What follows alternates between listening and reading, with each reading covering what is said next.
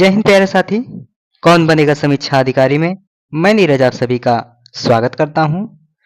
तो आइए शुरू करते हैं अपने इस क्लास को, इस श्रृंखला को जिसकी हमने शुरुआत की थी। तो देखिए इसमें हम लोग देख रहे हैं हिस्ट्री जो है आपका इतिहास विषय है उसका पीवाईक्यू डिस्कशन देख रहे हैं, यानी कि प्रीवियस ईयर क्वेश्चन को देख रहे हैं। तो इसी के साथ क्लासें ऐसे चलती रहेंगी। हम लोग आज देखने वाले हैं मध्यकालीन भारतीय इतिहास को। तो मध्यकालीन भारतीय इतिहास के अंतर्गत यह हमारा आज पहला लेक्चर होने वाला है, यानी कि आज हम लोग पढ़ने वाले हैं मध्यकालीन भारतीय इतिहास। और मध्यकालीन भारतीय इतिहास में हम लोग पढ़ेंगे मुस्लिम आक्रांता व इस्लाम का उदय, यानी कि कैसे कैसे मुस्लिम आक्रमणकारी आते हैं, भारत पर आक्रमण करते हैं, भारत को लूटते हैं, यहाँ के लोगों को प्रताड़ित करते हैं, ठीक है। और कैसे कैसे इस्लाम का उदय होता है, फिर इस्लाम का प्रचार प्रसार होता है, आदि सब तमाम बिंदुओं को हम लोग इसमें देखने वाले हैं। और देखिए इससे पहले एक आवश्यक सूचना है। आप सभी यदि हमारे YouTube चैनल पर जुड़ना चाहते हैं तो YouTube पे चाहे जाके आप ENK 4588 बोल देंगे या सर्च कर देंगे तो आ जाएगा, नीरज IAS के नाम से चैनल आएगा। आपको उसको सब्सक्राइब कर लेना है और अपने दोस्तों में शेयर भी कर देना है। यदि आपको हमारे व्हाट्सएप ग्रुप पर जुड़ना है तो इस नंबर पर संपर्क कर सकते हैं। और उसके बाद यदि आप फेसबुक, इंस्टा, ट्विटर, टेलीग्राम आदि ग्रुपों और सोशल मीडिया प्लेटफॉर्मों पर देखना चाहते हैं तो नीरज IAS सर्च करके आप आसानी से जा सकते हैं। तो देरी न करते हुए आइए इस श्रृंखला की शुरुआत कर देते हैं। तो देखिए हमारे सामने जो पहला क्वेश्चन है आपका, पहला क्वेश्चन है भारत में मुस्लिम आक्रमणकारी था, यानी कि भारत में जो मुस्लिम आक्रमणकारी था प्रथम, यहाँ पूछ रहा है प्रथम, यानी कि भारत में प्रथम मुस्लिम आक्रमणकारी कौन था। आपको जल्दी जल्दी से इसका उत्तर बताना है कि भारत में जो मुस्लिम आक्रमण हुआ था, ठीक है, भारत में जो मुस्लिम आक्रांता आया था उनमें से सबसे प्रथम कौन था। आप सभी जल्दी जल्दी से इसका उत्तर बताएंगे। तो देखिए इसका उत्तर हो जाएगा मोहम्मद बिन कासिम। क्या हो जाएगा बच्चों? मोहम्मद बिन कासिम। यानी कि मोहम्मद बिन कासिम जो है 711 और 12, आपको दो डेट याद रखनी होगी। आप एग्जाम के हिसाब से यानी कि विकल्पों के हिसाब से अपना उत्तर चुनिएगा। तो देखिए 711 भी नोट रखिएगा और 712, ठीक है। भारत में जो प्रथम मुस्लिम आक्रमणकारी आता है वह 711 और 12 में आक्रमण करता है, ठीक है। और कहाँ पर आक्रमण करता है? तो वह आक्रमण जो है सिंध पर करता है, ठीक है, सिंध पर। यानी कि जब मोहम्मद बिन कासिम आता है, ठीक है, मोहम्मद बिन कासिम आता है तो वह सिंध पर आक्रमण करता है, सिंध पर आक्रमण करता है। और कब करता है? तो 711 और 12। कब करता है? 711 और 712, दो डेट आपको याद रखनी होगी, ठीक है। 711 और 12 में वह आक्रमण करता है। और उस समय जो वहां के शासक थे, तो वहां के शासक जो थे राजा दाहिर थे। कौन थे बच्चों? राजा दाहिर। इसको हम लोग मिटा लेते हैं, राजा दाहिर थे, ठीक है, राजा दाहिर। दाहिर दाहिर आप लोग नोट रखिएगा। और देखिए यह सिंध पर आक्रमण करता है, ठीक है, सिंध पर आक्रमण करता है। इसकी जानकारी हमें किस किताब से मिलती है, यह भी क्वेश्चन बन सकता है। तो जो है चचनामा, चचनामा दोस्तों, चचनामा, चचनामा में इसका उल्लेख मिलता है कि मोहम्मद बिन कासिम नाम का एक खलनायक गुंडा होता है जो 711-12 ईस्वी में आक्रमण करता है, ठीक है। तो यह हो जाता है आपका। और इसके बाद देखिए ये जो राजा दाहिर थे यह चच के बेटे थे, और चच जो है हिंदू शासक थे, ठीक है। अब आपसे यह क्वेश्चन बन सकता है कि यह आक्रमण किस खलीफा के समय में हुआ था, ठीक है, किस खलीफा? तो आप लिखेंगे वहां उमैयद, उमैयद वंश के खलीफा, ठीक है, खलीफा उमैयद, ठीक है, खलीफा उमैयद। खलीफा उमैयद आपको याद रखना है। क्या याद रखना है? खलीफा उमैयद। किस खलीफा के समय पूछ सकता है, ठीक है, खलीफा। तो उमैयद आप याद रखिएगा। उमैयद। ठीक है, तो ये था आपका पहला क्वेश्चन। आइए आगे बढ़ते हैं अगले क्वेश्चन की ओर। अगला क्वेश्चन कह रहा है कि हजरत मोहम्मद साहब का जन्म कब हुआ था। जल्दी जल्दी से आप सभी इसका उत्तर बताएंगे कि हजरत मोहम्मद साहब जो थे उनका जन्म कब हुआ था। ठीक है, जल्दी जल्दी से बताएंगे। तो देखिए, हजरत मोहम्मद साहब का जन्म जो था वह 570 में हुआ था। ठीक है, ये जन्म हुआ था। और देखिए 632 ईस्वी जो है आपकी 632 632 में उनकी मृत्यु होती है। ठीक है, 632 में उनकी मृत्यु हो जाती है। ठीक है, अब आप कहेंगे जो मुस्लिम धर्म का पवित्र ग्रंथ है उसका क्या नाम है, तो उसका नाम कुरान है। ठीक है, कुरान। कुरान प्रायः छोटी परीक्षाओं में ऐसे क्वेश्चन पूछ लिए जाते हैं। ठीक है, अब कुरान से बात निकल के आती है कि कुरान कुरान जो है मुसलमान धर्म का ऐसा मानना है, यानी कि मुसलमानों का ऐसा मानना है कि जो कुरान की शिक्षा है अल्लाह ने स्वयं हजरत मोहम्मद साहब को दी। ठीक है, कुरान की शिक्षा स्वयं अल्लाह ने हजरत मोहम्मद पैगंबर साहब को दी। ठीक है, तो ये हो गया। और देखिए 610 ईस्वी में, ठीक है, 610 ईस्वी में ईश्वरीय ज्ञान का आभास होता है इन्हें। ईश्वरीय, ठीक है, ईश्वरीय ज्ञान का ईश्वरीय ज्ञान की अनुभूति, यानी इनको पता चलता है कि अब मुझे ईश्वरीय ज्ञान प्राप्त हो चुका है, अब मुझे जो है लोगों तक उसको पहुंचाना चाहिए, उसका प्रचार प्रसार करना चाहिए। तो 610 में इन्हें ईश्वरीय ज्ञान की अनुभूति हो जाती है। अब देखिए, आप लोग सोचते होंगे अभी कुछ देर पहले एक नाम आया था खलीफा। खलीफा किसे कहते हैं, तो आप लोग नोट करिएगा कि खलीफा पैगंबर मोहम्मद साहब के उत्तराधिकारी को खलीफा कहते हैं। ठीक है, पैगंबर मोहम्मद साहब के उत्तराधिकारी को खलीफा कहते हैं। क्या कहते हैं, पैगंबर मोहम्मद साहब के उत्तराधिकारी को खलीफा कहते हैं।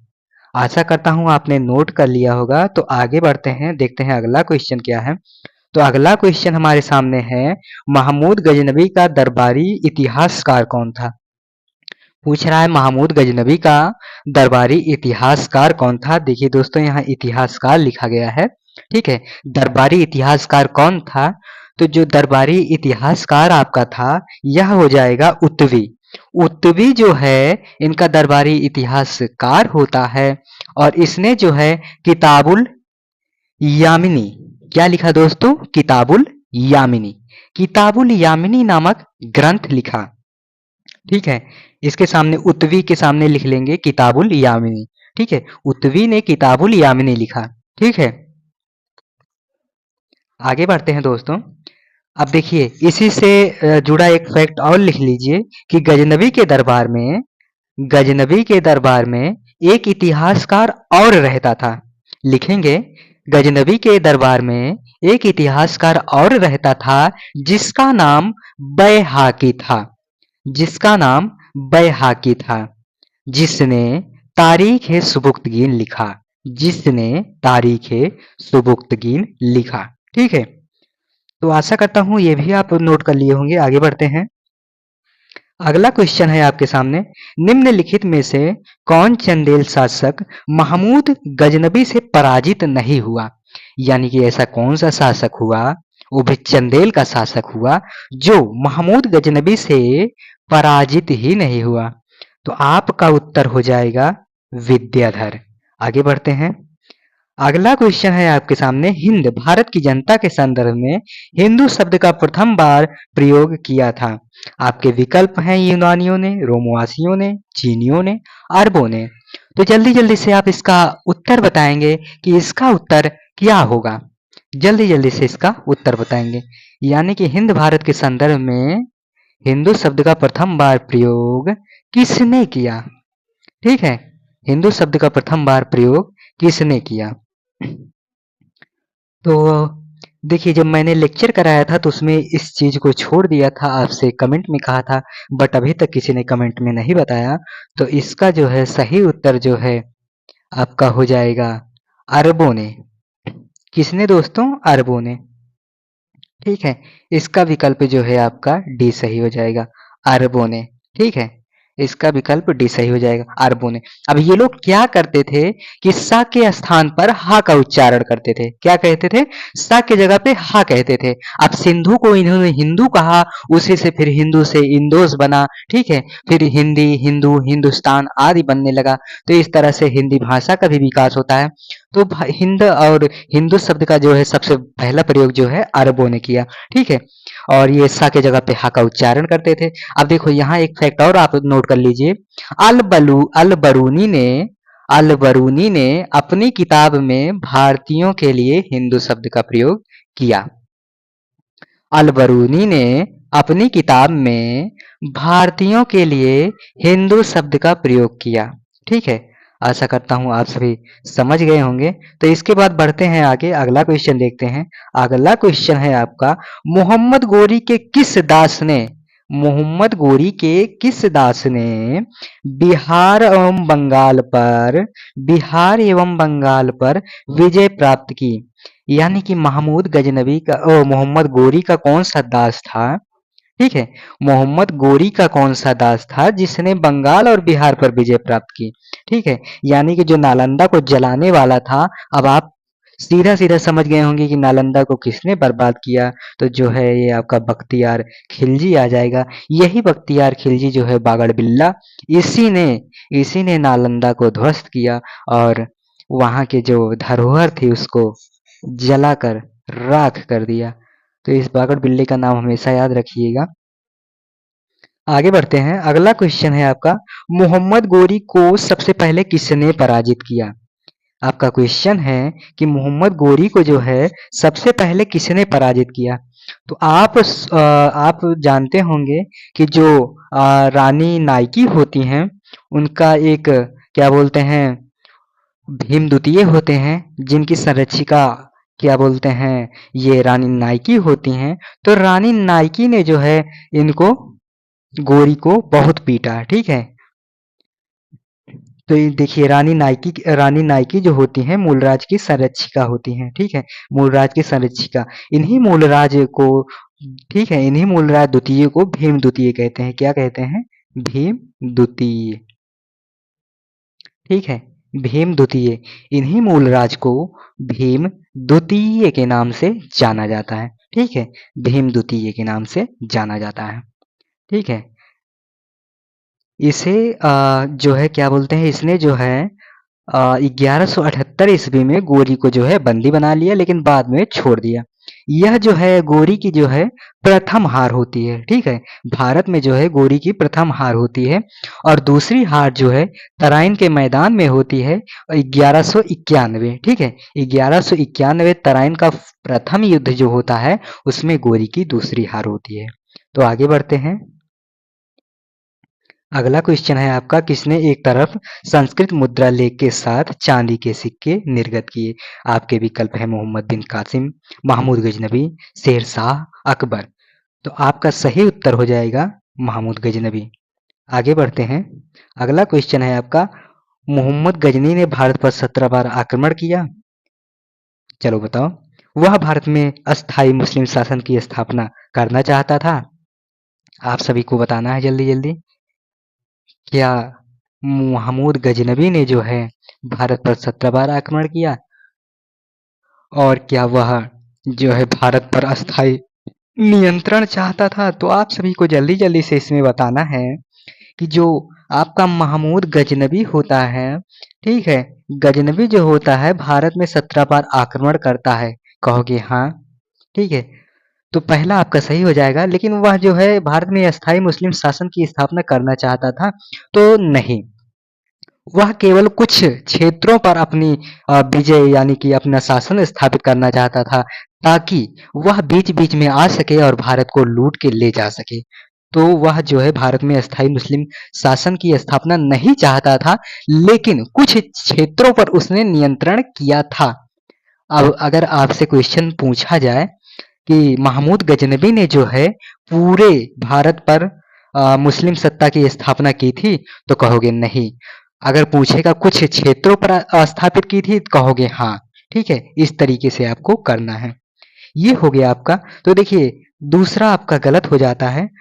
तो इसका जो है उत्तर ये सीधा क्वेश्चन था, जिससे एक गलत होता है एक सही होता है, तो आप इसको तुरंत पकड़ ले जाते हैं। तो इसमें तो सी लगना है, लेकिन इसके एक टाइप और है क्वेश्चन। तो उस क्वेश्चन को जो है हम लोग जब करेंगे तो उसमें थोड़ी रणनीति और टेक्निक भी सीख लेंगे कि उन क्वेश्चनों को किस प्रकार से करना होता है। तो ये हो गया। आगे बढ़ते हैं। पुराणों का अध्ययन करने वाला प्रथम मुसलमान कौन था? ठीक है। जो पुराण हैं उनका अध्ययन करने वाला जो प्रथम मुसलमान था वह कौन था? तो आप कहोगे अल बरूनी। अल बरूनी ने जो है पुराणों का अध्ययन किया। और जो है अल बरूनी जो है अरब यात्री था। कहाँ का था बच्चों? अरब यात्री। अरब का था, अरब यात्री था। और किसके साथ भारत आया था? तो आप कहोगे कि महमूद गजनबी के साथ भारत आया था। लेकिन अब इसमें बात यह आती है, अगर आपसे क्वेश्चन पूछा जाए कि अल बरूनी जो है महमूद गजनबी का प्रशंसक था, तो आप तुरंत कहोगे नहीं। ठीक है, वह प्रशंसक बिल्कुल भी नहीं था। ठीक है, कुछ इतिहासकार होते हैं, कुछ लेखक कवि होते हैं, जो किसी के दरबार में अगर रहते हैं, किसी के साथ आते हैं, तो उनकी खूब भूरी भूरी बढ़ चढ़ कर प्रशंसा करते हैं। लेकिन अलबरूनी ने ऐसा नहीं किया। उसने बल्कि लिखा भी कि मैं जलती हुई धधकती आग पर अपने पांव रखने जा रहा हूँ, रख रहा हूँ। ठीक है, तो यह बात आपकी निकल के आती है। आगे बढ़ते हैं। अगला क्वेश्चन है आपका, निम्नलिखित में से मध्य एशिया के किस शासक ने 1192 ईस्वी में उत्तर भारत को जीता?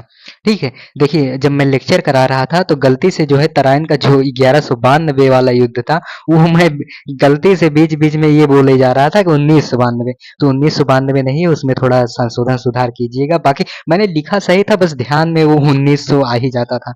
तो 1192 में किसने पूरे उत्तर भारत को जीत लिया? तो आप कहोगे सिहाबुद्दीन गोरी। तराइन का दूसरा युद्ध जब होता है तो सत्ता जो है गोरी के हाथ में चली जाती है। तो गोरी के हाथ में चली जाती है तो हमेशा से जो है गोरी के हाथ में रहती है। ठीक है, सत्ता जो है गोरी के ही हाथ में हमेशा फिर बनी रहती है। फिर उसके बाद अंग्रेज आ जाते हैं, फिर आज़ादी तक जो है हम लोग इन सभी की गुलामी आदि का सामना करने लगते हैं। तो ये आपका सिहाबुद्दीन मोहम्मद गोरी। ठीक है, गोरी, गोरी याद रखना। आगे बढ़ते हैं। मोहम्मद गोरी ने जयचंद को किस युद्ध में पराजित किया? तो देखिए तराइन का जो प्रथम युद्ध होता है उसमें जो है गोरी हार जाता है, लेकिन तराइन के दूसरे युद्ध में गोरी जीत जाता है। तो उत्तर भारत की उसकी विजय हो जाती है, यानी कि अभी आपने जस्ट क्वेश्चन पढ़ा ही। तो देखिए जब तराइन का दूसरा युद्ध होता है तो जो राजा जयचंद होते हैं वो पृथ्वीराज चौहान के जो है मित्र होते हैं। ठीक है, लेकिन वह क्या करते हैं कि इन लोगों में एकता नहीं थी। ठीक है, अभी क्वेश्चन आएगा आगे। इन लोगों में जो है राजा महाराजा जो थे इन लोगों में एकता नहीं थी। अगर एकता होती तो आज भारत की यह दुर्दशा न होती, भारत सोने की चिड़िया रहती आज भी। लेकिन क्या कहना ही है। तो इन लोगों में जो एकता नहीं थी, तो जब तराइन का दूसरा युद्ध हो रहा था तो उसमें जो पृथ्वीराज चौहान है उनकी मदद करने राजा जयचंद नहीं आते। ठीक है, तो हो सकता है कहीं ना कहीं इसी वजह से वह गोरी से हार गए हों। ठीक है, फिर जब वो हार जाते हैं तो जो है 92 में तराइन का दूसरा युद्ध होता है। और 94 में ही, ठीक है, 94 में जो है चंदावर का युद्ध होता है। तो चंदावर में राजा जयचंद फंसते हैं। अब इधर पृथ्वी बोलते हैं कि अब हम भी नहीं आएंगे, तुमने हमारी मदद नहीं की थी तो हम तुम्हारी नहीं करेंगे। तो जो है राजा जयचंद यहाँ पराजित हो जाते हैं। ठीक है, चंदावर के युद्ध में। ठीक है, ये हो गया। इसके बाद देखिए आपका अगला क्वेश्चन आता है, जो आपने ये क्या बोलते हैं बागड़ बिल्ले आए थे, इन बागड़ बिल्लों का क्रम पूछ रहा था, यानी कि जो भारत में मुस्लिम आक्रांता आए थे उनका क्रम पूछ रहा है। तो आइए देखते हैं इसका क्या क्रम हो सकता है। तो देखिए ये जो क्या बोलते हैं, जल्दी जल्दी से इसका उत्तर बताएंगे। चलिए चलिए चलिए जल्दी जल्दी से इसका उत्तर बताएं। जो बागड़ बिल्ले आए थे उनका क्रम पूछ रहा है। तो क्रम बेस आधारित यह क्वेश्चन है, इसका उत्तर जल्दी जल्दी से आप सभी को बताना है। ठीक है, तो देखिए इसमें आपका जो है ये जो है ये आता है इल्तुतमिश के समय में। ये इल्तुतमिश के समय आता है। इल्तुत, मैं इल्तुत लिख दे रहा हूँ, बाकी मिस आप लगा लीजिएगा। ठीक है, इल्तुतमिश के समय आता है। और ये देखो ये पहले ही आ जाता है, ये भी लगभग इसके बाद गजनी के बाद ये आता है। ठीक है। महमूद गजनबी आता है। महमूद गजनबी, अब देखिए ये हो गया। इल्तुतमिश का समय जो शुरू होता है वो 10 से शुरू होता है, ठीक है। 12-10, ठीक है। 12-10 शुरू होता है, लेकिन उसके पहले ये आपका गजनी आ जाता है। गजनी के बाद गोरी आ जाता है, और ये जो तैमूर होता है ये खिलजियों के समय आता है, ठीक है। कब आता है? खिलजियों के समय। ये जो है आपका खिलजियों के समय आता है तैमूर। तो देखिए सबसे पहले इसमें गजनी आ रहा है। तो देखिए जैसे ही आप जान गए कि सबसे पहले गजनी आ रहा है, तो देखिए दो आपको ढूंढना है, दो पहले पे कहाँ है। इसमें देखो तीसरे पे है, ठीक है। इसमें लास्ट में है, इसमें जो है दूसरे पे है। अब देखो जैसे ही आपको पता चला कि इनमें से सबसे पहले महमूद गजनवी भारत आ रहा है, तो देखो दो में जो है दो सबसे पहले यहाँ पर है। आपको और कुछ नहीं करना है, बस डायरेक्ट बी मार देना है। आपको एक ही उत्तर पता था, एक ही विकल्प पता था, कैसे आप डायरेक्ट उत्तर तक पहुंच गए, ठीक है। तो देखिए पहले आपका मोहम्मद गजनी आ जाता है, फिर गोरी आता है, गोरी के बाद चंगेज खां आता है, फिर उसके बाद तैमूर आता है। तो ये आपका उत्तर हो जाएगा। इस तरह से आप कर सकते हैं कि अगर आपको पूरे क्वेश्चन ना पता हो, पूरे उत्तर विकल्प ना पता हो, तो आप कैसे ही एक विकल्प के सहारे पूरे उत्तर तक पहुंच सकते हैं। तो ये थोड़ी सी रणनीति हो गई। तो देखिए शाहनामा ग्रंथ का लेखक कौन है तथा वह किसके दरबार से संबंधित है, आपका अगला क्वेश्चन आ जाता है। आप सभी इसका जल्दी जल्दी से उत्तर देंगे, ठीक है, कि शाहनामा का लेखक कौन है और वह किसके दरबार से संबंधित था। तो देखिए यहाँ आपके दोनों क्वेश्चन निकल के आ रहे हैं। तो आपका जो विकल्प है वह हो जाएगा, शाहनामा का लेखक जो है ये आपका उत्तर हो जाएगा महमूद गजनबी और फिरदौसी। फिरदौसी इसका लेखक हो जाता है, महमूद गजनबी। अब देखो ये जो है शाहनामा का लेखक जो है ये राज कवि होता है। वहां पीछे हमने इतिहासकार पूछा, लेकिन यह राज कवि है। क्या है? कवि, ठीक है। कवि है, राज कवि है फिरदौसी, ठीक है। फिरदौसी राजकवि है। तो ये हो जाता है। इसके बाद आते हैं, अगला क्वेश्चन देखते हैं। निम्नलिखित कथनों में से कौन अलबरूनी के संबंध में सही नहीं है? यहाँ नहीं पूछा है, नहीं जहाँ पूछा वहाँ रुक जाओ। रुक के हो सके तो कोई गाना गाओ, ठीक है। कोई इससे जुड़ा जो गाना होता है हाँ आप गा सकते हैं, कुछ भी गा सकते हैं। नहीं जहाँ लगा हो वहाँ थोड़ी सा गीत वगैरह गा ले, गुनगुना ले, उसके बाद कहें, फिर पढ़ें क्वेश्चन को, कहें अच्छा। तो देखो वह एक धर्मनिरपेक्ष लेखक था। उसका ग्रंथ जो है उस समय के जीवंत भारत से प्रभावित था। वह संस्कृत का विद्वान था। वह त्रिकोणमिति अर्थात गणित वगैरह को जानता था। तो देखिए वह गणित को जानता था, वह संस्कृत का विद्वान था, हाँ। वह जीवंत भारत यानी कि उस समय जो घटनाएं हो रही थी, हो रहा था, उसने देखो नारियल आदि का जिक्र किया था। तो उस समय जीवंत भारत में वो सब पाया जा रहा था, तो उसने उल्लेख किया। अब जैसे ये 3 सही हुए, ठीक है, उसके बाद ये तो ऑटोमेटिक गलत ही होना है। तो इस तरीके से हम उत्तर तक पहुंच गए, ठीक है। आगे बढ़ते हैं। इसमें कौन गजनी राजवंश का संस्थापक है? तो जो गजनी राजवंश का संस्थापक है आप सभी को उसके विषय में बताना है, ठीक है। गजनी राजवंश का संस्थापक आपको बताना है कि गजनी राजवंश का संस्थापक कौन है, ठीक है। तो जो आपका गजनी राजवंश का संस्थापक है ये है आपका अल्पतगीन है। कौन है? अल्पतगीन। अल्पतगीन जो है ये समानी के एक शासक थे, अब्दुल मलिक। समानी के शासक अब्दुल मलिक का तुर्क दास था, ठीक है, ठीक है।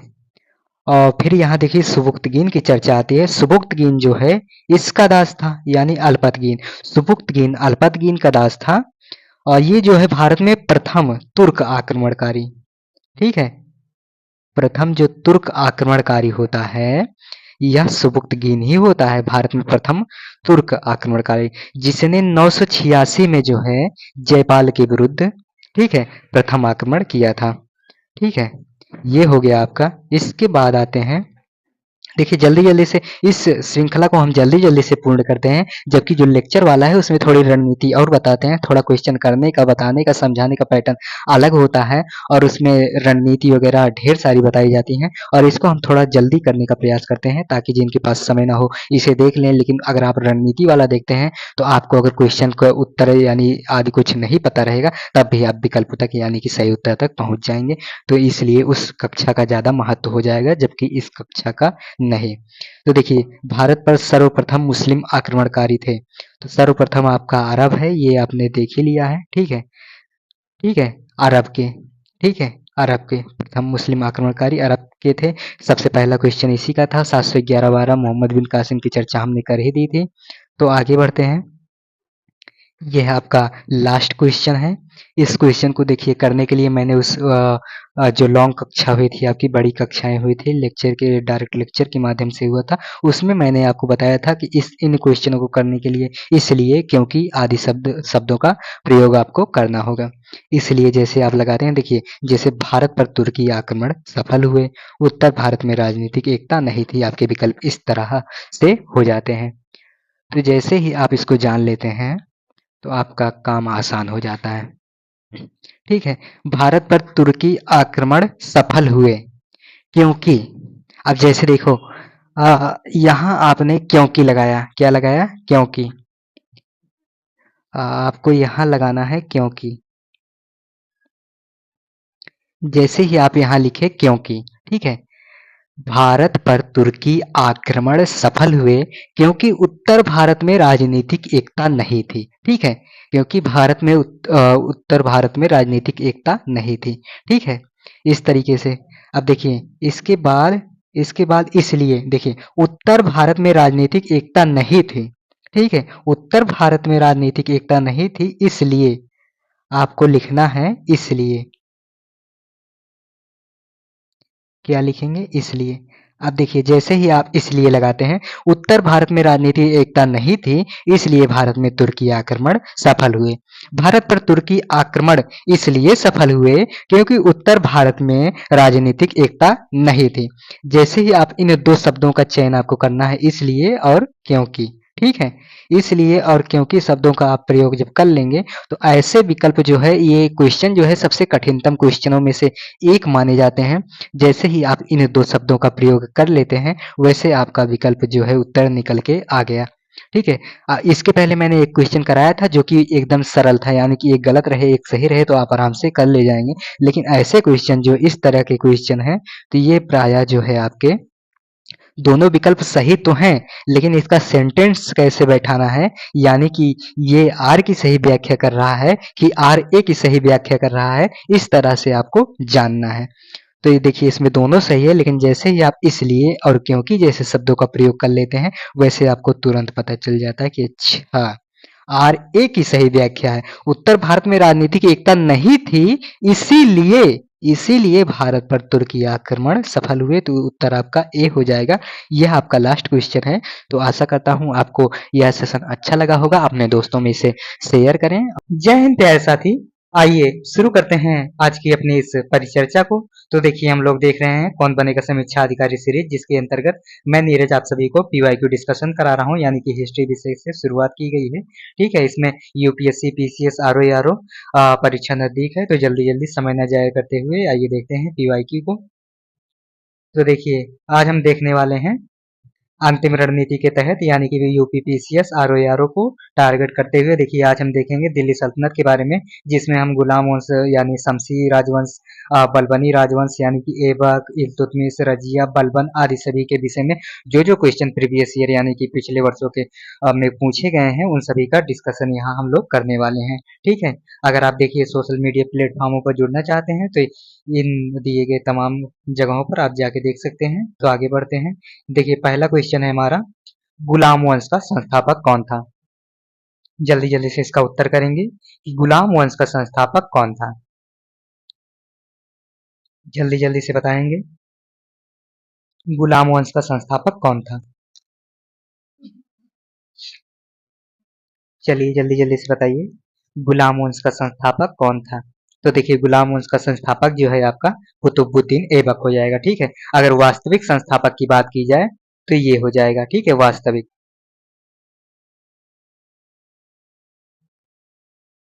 वास्तविक संस्थापक इल्तुतमिश हो जाएगा आपका, ठीक है, इल्तुतमिश हो जाएगा, ठीक है, इल्तुतमिश हो जाएगा। उसके बाद देखिए अगला क्वेश्चन देखते हैं हम लोग। कुतुबुद्दीन ऐबक की राजधानी क्या थी, ठीक है, कुतुबुद्दीन ऐबक की राजधानी पूछी गई है। तो आप सभी देखो जल्दी जल्दी में क्या करोगे कि दिल्ली लगा के चले आओगे, जबकि दिल्ली जो है इल्तुतमिश के समय से बनती है, ठीक है। इल्तुत लिख दे रहा हूँ, आप मिस लगा लीजिएगा, ठीक है।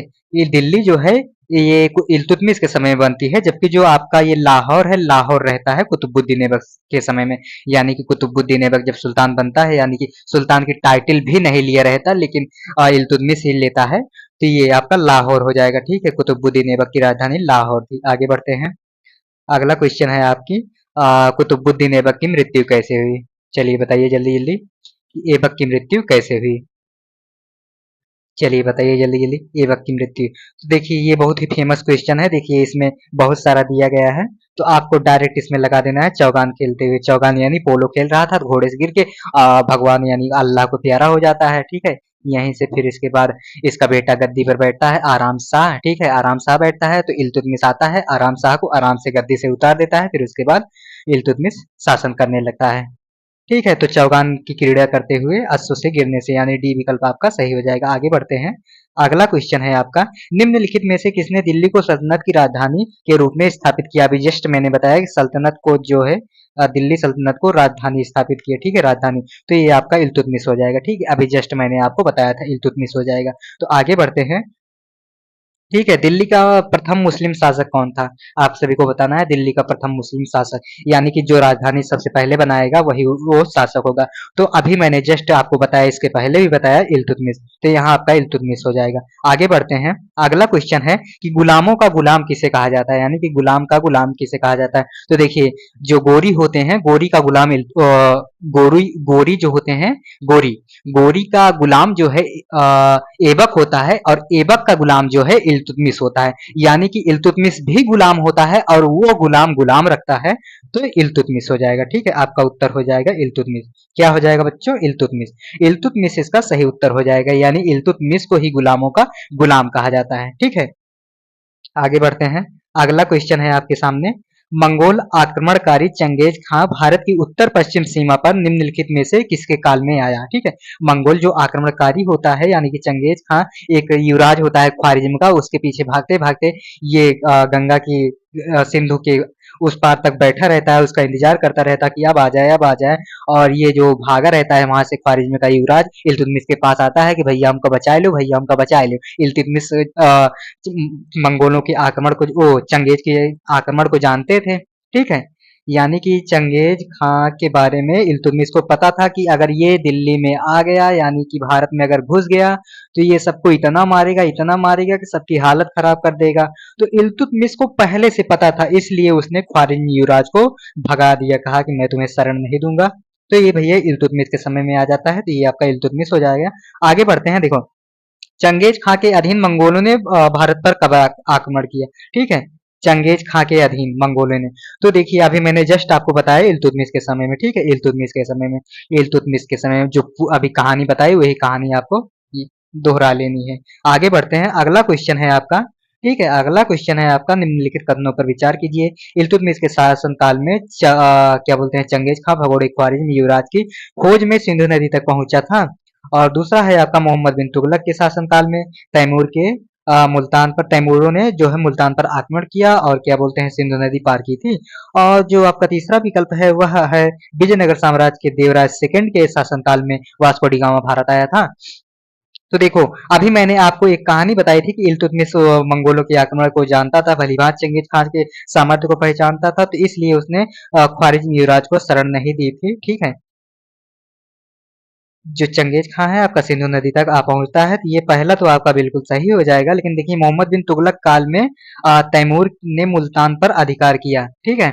मोहम्मद बिन तुगलक, देखिए मोहम्मद बिन तुगलक का जो शासन काल है वह 1325 से, ठीक है, 1325 से 1351 है, ठीक है, 1325 से, ठीक है, मोहम्मद बिन तुगलक का शासन 1325 से 51 तक रहता है, जबकि तैमूर ने जो है 1398 में आक्रमण किया था। ठीक है, कब किया था? 1398 में। तैमूरों ने जो है तैमूर जो है 1398 में आक्रमण करते हैं, जबकि जो मोहम्मद बिन तुगलक का समय है 1325 से 51 तक है। तो ये दूसरा आपका गलत हो जाएगा। ठीक है, जैसे ही आपका दूसरा गलत हुआ, ठीक है, जैसे ही आपका दूसरा गलत हुआ वैसे विकल्प बी आपका कट जाएगा और विकल्प डी कट जाएगा, यानी कि अब आपका ए या तो सी, इन्हीं दोनों में से कोई एक सही हो सकता है। ए तो आपका सही है, लेकिन आपको देखना है तीसरा। ठीक है, तीसरा भी देखना है। तो देखिए दोनों में से कोई एक ही उत्तर होगा। तो देखिए एक तो आपका सही है और तीसरा हो नहीं सकता। ठीक है, एक आपका सही पहले है, तीसरा वैसे ही नहीं हो सकता। ठीक है, तीसरा आप देखो पहला सही है लेकिन तीसरा बिल्कुल नहीं हो सकता, तो तीसरा भी आसानी से ऐसे काट देंगे। यदि ऐसा नहीं करना चाहते तो इसको भी देख लेते हैं। देखिए विजयनगर साम्राज्य के देवराज सेकंड जो हैं, उनके शासनकाल में वास्को डी गामा भारत आया था। तो देखिए जो देवराय का शासन है वो 1424 से 46 है। ठीक है, 1424 से 46 तक। ठीक है, देवराय का जो शासन है 1424 से 46 तक, जबकि 1498 में जो है वास्को डी गामा भारत आता है और कालीकट पर जमोरिन उसका स्वागत करता है। तीसरा आपका ऑटोमेटिक फिर गलत हो जाएगा। तो इस तरीके से करना है, आपका पहला जो है सही हो जाएगा, यानी कि ए उत्तर आपका बिल्कुल सही हो जाएगा। तो इस तरीके से आपको थोड़ा रणनीति पर भी विशेष ध्यान देना होगा। ठीक है, इसके बाद देखो अगला क्वेश्चन जो है, अगला क्वेश्चन है, निम्न कथनों पर विचार कीजिए। दिल्ली सल्तनत के राजस्व प्रशासन में राजस्व वसूली के प्रभारी को आमिल कहा जाता था। चलिए बताइए, जो राजस्व वसूली वगैरह करता था उसको आमिल कहा जाता था। तो कहोगे हाँ भैया कहा जाता था। अब उसके बाद दूसरा आपका है, दिल्ली के सुल्तानों की इक्ता प्रणाली एक प्राचीन देशी संस्था थी। देखिए क्या कह रहा है, प्राचीन देशी संस्था। ठीक है, प्राचीन देशी संस्था बोल रहा है।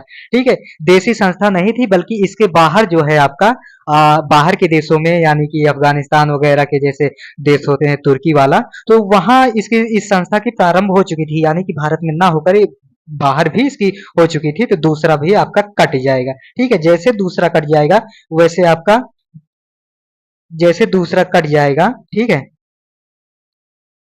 पहला आपका सही है, दूसरा गलत है। ठीक है, देशी संस्था नहीं थी। ठीक है, जैसे ही आपका दूसरा कटता है ये विकल्प बी और डी कट जाएगा। अब देखिए दोनों में से ए या सी, इन दोनों में से कोई एक ही होगा। अब देखिए ये तो आपको पक्का पता चल गया कि ए सही है। ठीक है, ए आपको पक्का, मतलब कथन ए जो है वन जो है विकल्प, ये आपको पक्का पता चल गया कि ए सही है। ठीक है, तो तुरंत आप सी को ना देखते हुए ए पर मार देंगे। अब देखो सी भी आपका ऐसे काट देंगे। ठीक है, देखिए मीर बख्शी का पद जो है दिल्ली के खिलजी सुल्तानों ने आरंभ किया। तो नहीं, खिलजी नहीं, ये किए थे क्या बोलते हैं, मुगलों द्वारा। ठीक है, मीर बख्शी का पद जो है मुगलों द्वारा। तो देखिए इस तरीके से आपको रणनीति भी देखनी है। ठीक है, इसके बाद अगला क्वेश्चन है आपका, चंगेज खां का मूल नाम क्या है? चंगेज खां का जो मूल नाम है वह क्या है? ठीक है, चंगेज खान का मूल नाम क्या है? तो जो चंगेज खान का मूल नाम है वह हो जाता है आपका तिमुचिन। ठीक है, तिमुचिन, तिमोरिन ऐसे कुछ करके होगा, जो भी आए सामने देख लीजिएगा, ये हो जाएगा। इसके बाद देखिए अगला क्वेश्चन जो है आपका, सल्तनत काल में जो फवाजिल शब्द है उसका क्या अर्थ है? ठीक है, सल्तनत काल में जो फवाजिल शब्द है उसका क्या अर्थ है? तो देखिए एकता द्वारा खजाने में जमा की जाने वाली अतिरिक्त राशि। सी आपका सही हो जाएगा। ठीक है, इसके बाद अगला क्वेश्चन देखते हैं कि प्रारंभ में तुर्की प्रशासन सैनिक प्रधान था और उसके बाद अग्रणी सैनिक नायकों के बीच देश को एकता के रूप में खंड विभाजित कर दिया जाता था। तो जल्दी जल्दी से इसका उत्तर बताएंगे। ठीक है, जल्दी जल्दी से इसका उत्तर बताएंगे, क्या होगा इसका उत्तर? तो देखिए इसका उत्तर हो जाएगा विकल्प ए। ठीक है, विकल्प ए हो जाएगा। ठीक है, इसके बारे में मैंने रणनीति बनाई है, इस तरह के क्वेश्चनों को कैसे करना है आप सभी को बताया भी है। तो समय न जाया करते हुए आगे बढ़ते हैं।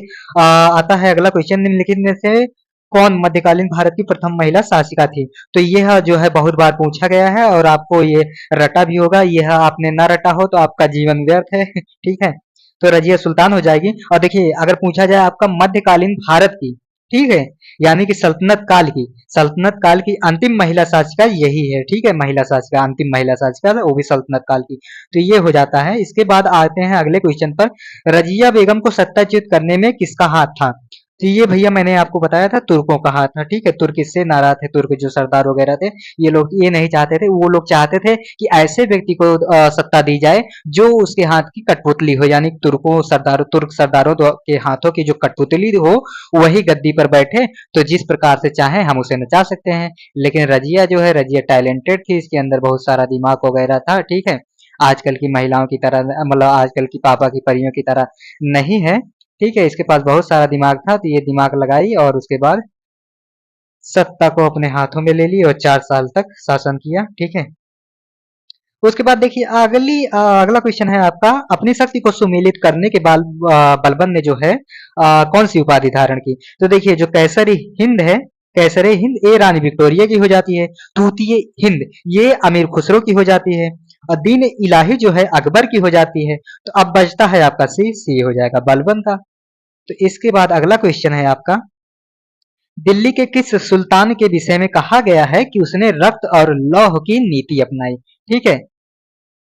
कौन सा ऐसा शासक था जिसके बारे में यह कहा जाता है कि उसने रक्त और लौह की नीति अपनाई। तो देखिए दिल्ली के आसपास का जो एरिया था वहां बहुत से गुंडे लोग, यानी कि क्या बोलते हैं, दिन में ही छीना झपटी करने लगते थे, कोई किसी का चैन चुरा लेता था, कोई किसी का नींद चुरा लेता था, ठीक है। ऐसी बहुत सी परिस्थितियां होती थी कि आने जाने में उन्होंने रास्ता दुरूह कर दिया था। तब बलबन को गुस्सा आया और बलबन ने कहा रुको मैं तुम्हें दंड देता हूँ, और उन्हीं सबको दंड देने के लिए वह रक्त और लौह की नीति अपनाता है। तो यह हो जाएगी आपकी बलबन की, ठीक है। बलबन बलबन ने रक्त और लौह की नीति अपनाई। इसके बाद देखिए आपका अगला क्वेश्चन है कि निम्नलिखित में से किसने गढ़मुक्तेश्वर की मस्जिद की दीवारों पर अपने शिलालेख में खुद को खलीफा का सहायक बताया, ठीक है। खुद को खलीफा का जो सहायक बताता है, ठीक है, तो ये आपका बलबन हो जाता है, ठीक है, बलबन हो जाता है। बलबन यानी कि आपने अभी पढ़ा है जिल्ले इलाही, यानी कि खुद को भगवान समझने वाला, ठीक है, जिल्ले इलाही। तो ये हो जाता है भगवान का प्रतिनिधि। तो खलीफा का सहायक कहने में कितना टाइम लगता है इसको, ठीक है, ये हो जाएगा। देख लेते हैं अगला क्वेश्चन बचा है कि नहीं। अब आपके क्वेश्चन समाप्त हो चुके हैं, तो चलिए मिलते हैं अगली क्लास में। जय हिंद प्यारे साथियों, आइए शुरू करते हैं अपने आज की इस क्लास को। तो दोस्तों आर ओ आर ओ का पेपर और पीसीएस का पेपर जल्द ही होने वाला है, तो इसके तहत हम लोग देखने वाले हैं अंतिम महायज्ञ की रणनीति, ठीक है। इसमें हम महा मैराथन देखेंगे, यानी जो टॉपिक हम उठाएंगे उसको शुरू से लेकर अंत तक खत्म करेंगे, और इसमें जो अब तक प्रीवियस ईयर क्वेश्चन पूछे गए हैं और जो परीक्षा के दृष्टि से महत्वपूर्ण फैक्ट है उन सभी का समावेशन इसमें किया गया है, ठीक है। इस सीरीज का नाम होने वाला है कौन बनेगा समीक्षा अधिकारी सीरीज। इसमें हम लोग देखेंगे हिस्ट्री पीवाई की डिस्कशन, और जो कि आज हम खिलजी राजवंश को उठाएंगे और शुरू से लेकर अंत तक इसका समापन करेंगे, ठीक है। देखिए इसके अंतर्गत हम लोग देख रहे हैं खिलजी राजवंश और महत्वपूर्ण बिंदुओं की चर्चा होगी, ठीक है। और अगर आप हमारे प्लेटफॉर्म यानी सोशल मीडिया प्लेटफॉर्म से जुड़ना चाहते हैं तो ये आपके सामने दिया गया है, अंतिम रणनीति हम लोग देख रहे हैं। आगे बढ़ते हैं, ठीक है। आपसे क्वेश्चन पूछा जा सकता है खिलजी राजवंश का शासन कब से कब तक रहा, तो आपको ध्यान में होना चाहिए कि 1290 से 1320 तक रहा, ठीक है। इसमें मैं आपको 2-3 बार नोट करके बता दे रहा हूं कि जो मैं हाईलाइट करूंगा, जो मैं अंडरलाइन करूंगा, केवल आप उसी को ध्यान में रखिएगा, ठीक है। मैं फिर से दोहरा रहा हूं, जो चीज मैं अंडरलाइन करूंगा केवल और केवल आप उसी पर फोकस करिएगा, ठीक है। खिलजी वंश की स्थापना जो है जलालुद्दीन खिलजी ने की, ठीक है। जलालुद्दीन खिलजी ने खिलजी वंश की स्थापना की। आगे बढ़ते हैं। जलालुद्दीन खिलजी जब गद्दी पर बैठे तब उनकी उम्र जो है 70 साल थी, ठीक है, यानी कि 70 वर्षीय बुढ़ा, ठीक है। हम लोग देखिए इसी जवानी की उम्र में ही हार मान लेते हैं, लेकिन ये देखो 70 साल का बूढ़ा आदमी गद्दी पर बैठ रहा है, ठीक है। तो जब यहाँ गद्दी पर बैठता है तो इसकी उम्र जो है 70 वर्ष की होती है, जिसका असली नाम मलिक फिरोज था, ठीक है, मलिक फिरोज इसका नाम था। देखो आप कभी कभी देखते होंगे कि जलालुद्दीन फिरोज खिलजी, तो इसी का नाम हो जाता है, ठीक है। जलालुद्दीन खिलजी के समय मंगोल आक्रमण हुआ था जिसे इसने पराजित कर दिया, ठीक है। इसने कैदियों को धर्म परिवर्तित करके दिल्ली के समीप, ठीक है, मंगोलपुरी नामक स्थान में बसा दिया।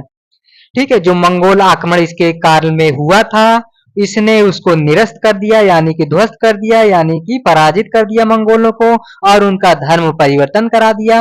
और धर्म परिवर्तन कराने के बाद मंगोलपुरी नामक दिल्ली के समीप एक स्थान बनाया और वहीं पर इन सभी को पार्सल कर दिया, यानी कि बसा दिया। आगे बढ़ते हैं। जलालुद्दीन ने अपने भतीजे को देवगिरी अभियान के लिए भेजा। देवगिरी के सफल अभियान के बाद इसके भतीजे ने लूट का माल देने के बहाने कड़ा में इसकी हत्या कर दी। ठीक है, इसने कहा, जाओ भतीजे, तुम देवगिरी पर आक्रमण करो और वहां से जितना भी धन होता है लूट कर तुम मुझे लाकर दे दो। ठीक है, इसके भतीजे का नाम अली गुरसप था। ठीक है, अली गुरसप। ठीक है, जिसे इतिहास में अलाउद्दीन खिलजी के नाम से जाना जाता है। मैंने पहले भी कहा, जो चीज मैं अंडरलाइन कर रहा हूं वह या तो आपकी परीक्षा में पूछी गई है या तो आगे वह पूछने का चांस है। ठीक है, तो जो मैं अंडरलाइन कर रहा हूं उसी को आपको देखना है। ठीक है, आगे बढ़ते हैं। अलाउद्दीन खिलजी का क्वेश्चन, अब जो अलाउद्दीन खिलजी से क्वेश्चन पूछे जा सकते हैं उन सभी पर हम लोग देखने वाले हैं।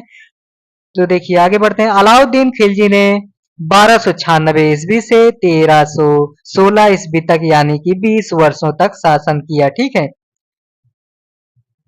जो कि दिल्ली सल्तनत के लिए एक बहुत ही महत्वपूर्ण समय था। अलाउद्दीन खिलजी एक महत्वाकांक्षी शासक था। उसने अपना राज्याभिषेक बलबन के लाल महल में करवाया। ठीक है, अलाउद्दीन खिलजी ने जो अपना राज्याभिषेक करवाया वह बलबन के मकबरे में करवाया, यह भी आपके लिए पूछा जा सकता है। अलाउद्दीन खिलजी ने स्वयं को द्वितीय सिकंदर सानी कहा। ठीक है, अलाउद्दीन खिलजी ने जो है स्वयं को द्वितीय सिकंदर सानी कहा। ठीक है, और यानी कि टाइटल लिया और उसके बाद इसी नाम का सिक्का भी चलाया। अलाउद्दीन खिलजी एक नवीन धर्म की स्थापना की योजना बना रहा था, लेकिन आगे जाकर उसने इस योजना को त्याग दिया। आगे बढ़ते हैं। अलाउद्दीन खिलजी का पहला सैन्य अभियान जो है गुजरात, यानी कि उसने जो पहला सैन्य अभियान किया गुजरात पर किया, और कब किया? 1298 में। यह क्वेश्चन पूछा गया है और यह आगे भी पूछा जा सकता है। जिसमें उसने राजपूत राजा कर्ण, ठीक है, राजपूत राजा कर्ण होते हैं, उनको पराजित किया तथा उनकी पत्नी जो है कमला देवी से विवाह कर लिया। ठीक है, गजब चुट्टा आदमी था, जहां पराजित किया उसी को बीवी को ब्याह भी कर लिया। तो ये चुट्टा आदमी था। ठीक है, आगे बढ़ते हैं। इस गुजरात अभियान के दौरान ही उन्होंने, ठीक है, यानी कि जो गुजरात अभियान हुआ था, गुजरात अभियान के दौरान 1000 दिनार देकर मलिक काफूर को खरीदा। यानी कि जो मलिक काफूर होता है, जो इसके राज्य को पाने में, यानी कि बहुत से विजयों में इसकी सहायता करता है, यानी कि एक पिलर के रूप में काम करता है, तो उसे 1000 दिनार देकर यह खरीद लेता है। इसलिए मलिक काफूर को 1000 दिनारी भी कहा जाता है। आपसे क्वेश्चन पूछा जा सकता है कि 1000 दिनारी किसके लिए कहा जाता है, यह टाइटल किसके लिए प्रयुक्त होता है? तो आप कहोगे मलिक काफूर के लिए। आगे बढ़ते हैं। 1303 ईस्वी में अलाउद्दीन खिलजी ने अगला अभियान चित्तौड़ पर किया। ठीक है, 1300 में अगला अभियान जो इसका होता है चित्तौड़ पर किया। ठीक है, इस अभियान के तहत इसने जो है, इसके साथ जो है अमीर खुसरो भी था।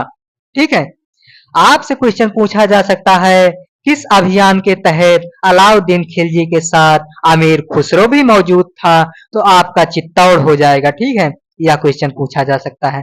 आगे बढ़ते हैं। इस समय चित्तौड़ में राणा रत्न सिंह, यानी कि चित्तौड़ के शासक राणा रत्न सिंह थे, जिनकी पत्नी रानी पद्मिनी थी। एक सुंदर महिला थी। कुछ इतिहासकारों का मानना था कि इसी को पाने के लिए अलाउद्दीन खिलजी ने चित्तौड़ दुर्ग पर आक्रमण किया था।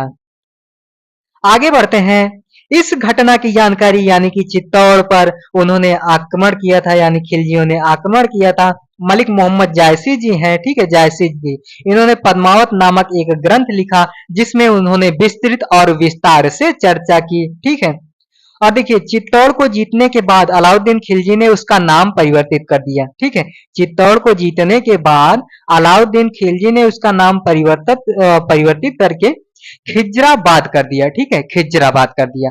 और खिजराबाद जब कर दिया तो यह खिजराबाद करने के बाद अपने बेटों को गिफ्ट कर दिया। आगे बढ़ते हैं। देखिए अब इसके जो दक्षिण अभियान किया था इसने, दक्षिण अभियान के विषय में जान लेते हैं।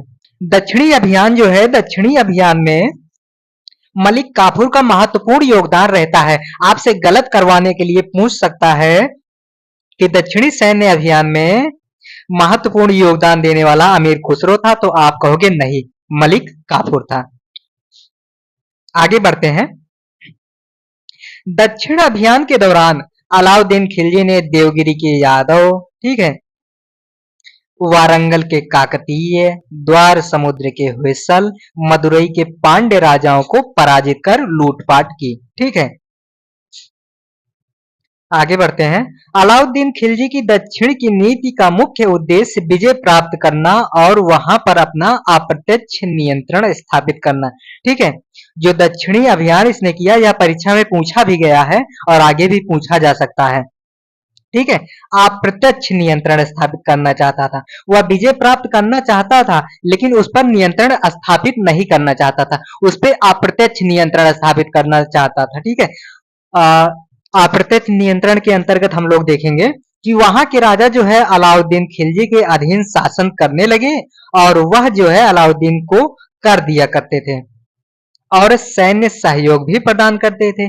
इसके बदले में अलाउद्दीन के दरबार में उचित सम्मान भी दिया जाता था, यानी कि जो लोग अधीन थे उनको अलाउद्दीन के दरबार में बहुत मान सम्मान भी दिया जाता था। आगे बढ़ते हैं। दक्षिणी विजयों का जो बखान है, ठीक है, दक्षिण विजयों का बखान है, अलाउद्दीन की जो दक्षिण विजय है उसका जो बखान है खजाइन उल फुतूह पुस्तक में मिलती है। ठीक है, जो खुसरो द्वारा लिखी गई है। अलाउद्दीन खिलजी जब गुजरात के अभियान में कामयाब हुआ तो उसकी जो है समृद्धि बढ़ी, राजस्व भी बढ़ा और घोड़ों का जो आयात है वह भी होने लगा और इससे जो है हज की यात्रा जो है आसान होने लगी। ठीक है, आगे बढ़ते हैं। अलाउद्दीन का सिक्का जो है सिकंदर सानी के नाम से, यानी दूसरा सिकंदर। ठीक है, अलाउद्दीन खिलजी ने काजी मुसीगुद्दीन को कहा कि शरीयत क्या कहता है इससे हमको कोई मतलब नहीं है। आपसे परीक्षा में पूछा जा सकता है कि शरीयत क्या कहता है इससे मुझे कोई मतलब नहीं है, यह कथन किसने कहा। ठीक है, किसने कहा, ठीक है, किसने कहा, तो अलाउद्दीन खिलजी ने कहा। यह आप नोट कर लीजिए एकदम से। ठीक है, शरीयत जो है इस्लामिक कानून होता है। ठीक है, जवाबियत जो है जवाबियत जो है राजकीय कानून होता है। ठीक है, प्रशासन, प्रशासन के बारे में देखते हैं। अलाउद्दीन खिलजी के समय में खलीफा सर्वोच्च पद पर होता था जो कि एक धार्मिक नेता भी माना जाता था। मुसलमान यानी कि सुल्तान जो है, ठीक है, सुल्तान उसके अधीन ही शासन करते थे। खलीफा का पद जो है सर्वोच्च पद होता था। ठीक है, जो कि एक धार्मिक नेता भी माना जाता था। आगे बढ़ते हैं। देखिए, यह केवल रिवीजन बैच है, आप सभी इसको नोट मत करने लगना, इसकी नोट्स मत बनाने लगना, ग्रंथ मत उतारने लगना, नहीं तो आप मूर्खता की परिभाषा को गढ़ेंगे। ठीक है, मजलिस ए खलवत, ठीक है, यह एक शब्द है मजलिस ए खलवत जिसका अर्थ है केंद्रीय मंत्रिमंडल। ठीक है, जो कि सुल्तान के अधीन होता था। इसी मजलिस ए खलवत के अंतर्गत 4 पद आते थे। वजीर आता था, दीवाने अर्ज आता था, दीवाने अर्ज को सैन्य विभाग कहते हैं, दीवाने इंसा यानी कि डाकघर होता था और दीवाने रिसालत यानी कि धार्मिक और वैदेशिक मामलों का मंत्री। यह जो 4 प्रमुख मंत्री हैं ये मजलिस ए खलवत के अंतर्गत आते थे जो कि राजा के अधीन होता था, जो कि केंद्रीय मंत्रिमंडल होता था। तो आप शब्दों को भी याद रखे रहेंगे। ठीक है, आगे बढ़ते हैं। इनमें जो है वजीर सबसे प्रमुख हो और वरिष्ठतम मंत्री होता था जो कि अमीरों का नेता होता था और इसी की अनुशंसा पर अन्य नियुक्तियां भी की जाती थी। ठीक है, और सामान्यतः सैन्य, ठीक है, जो सैन्य पृष्ठभूमि का व्यक्ति होता था वही वजीर बनता था। ठीक है, वही वजीर बनाया जाता था। ठीक है, जो वित्त मंत्रालय है वह भी वजीर के अधीन ही होता था जिसका एक प्रमुख अधिकारी दीवाने वकुफ विभाग होता था जो कि व्यय विभाग से संबंधित होता था। आगे बढ़ते हैं। दीवाने रिसालत, दीवाने रिसालत आपसे परीक्षा में पूछा जा सकता है कि यह किससे संबंधित था, तो बाजार नियंत्रण से संबंधित था। ठीक है, आगे बढ़ते हैं। आगे पढ़ लीजिएगा जो छूट रहा है, क्योंकि मुझे जल्दी जल्दी से कम समय में इसको खत्म करना है। ठीक है। मुस्ताफी ए मुमालिक वर्तमान जो हमारे क्या बोलते हैं नियंत्रक एवं महालेखा परीक्षक होते हैं उनके समान एक पदवी होता था। ठीक है। जो साम्राज्य में व्यय का लेखा जोखा किया करता था। ठीक है। किंतु देखिए, किंतु यह सुल्तान के व्यय का लेखा जोखा नहीं करता था। ठीक है। आपसे क्वेश्चन पूछा जा सकता है कि जो मुस्ताफी ये मुमालिक यानी कि नियंत्रक एवं महालेखा परीक्षक होता था, यह सुल्तान के आय व्यय की जांच करता था, तो आप कहोगे नहीं। यह आपसे पूछा जा सकता है, इसको पॉइंट एकदम नोट कर लीजिए। ठीक है। आगे बढ़ते हैं। आगे है सैनिकों को अब नगद वेतन दिया जाने लगा। ठीक है। सैनिकों को जो है नगद वेतन दिया जाने लगा। सेना में दाग और हुलिया प्रथा की शुरुआत की गई। ठीक है। आपसे पूछा जा सकता है किसके समय में सैनिकों को नगद वेतन दिया जाने लगा और दाग और हुलिया की प्रथा की शुरुआत की गई। ठीक है। किलों किलों की जो है मरम्मत करवा कर उनकी सुरक्षा हेतु कोतवाल की नियुक्ति की गई। ठीक है। किलों की मरम्मत की गई और वहां के उसको देख रेख करने के लिए एक कोतवाल नियुक्त किया गया। ठीक है। आगे बढ़ते हैं। अगला है आपका दीवाने अर्ज, जिसे दीवाने आरिज के नाम से भी जाना जाता है। ठीक है। दीवाने अर्ज जिसे दीवाने आरिज के नाम से जाना जाता है। एक प्रमुख सैन्य विभाग हुआ करता था। इसकी स्थापना सर्वप्रथम बलबन ने की। ठीक है। इसकी स्थापना जो है सर्वप्रथम बलबन ने की थी। अलाउद्दीन ने भी इस विभाग को जारी रखा। ठीक है।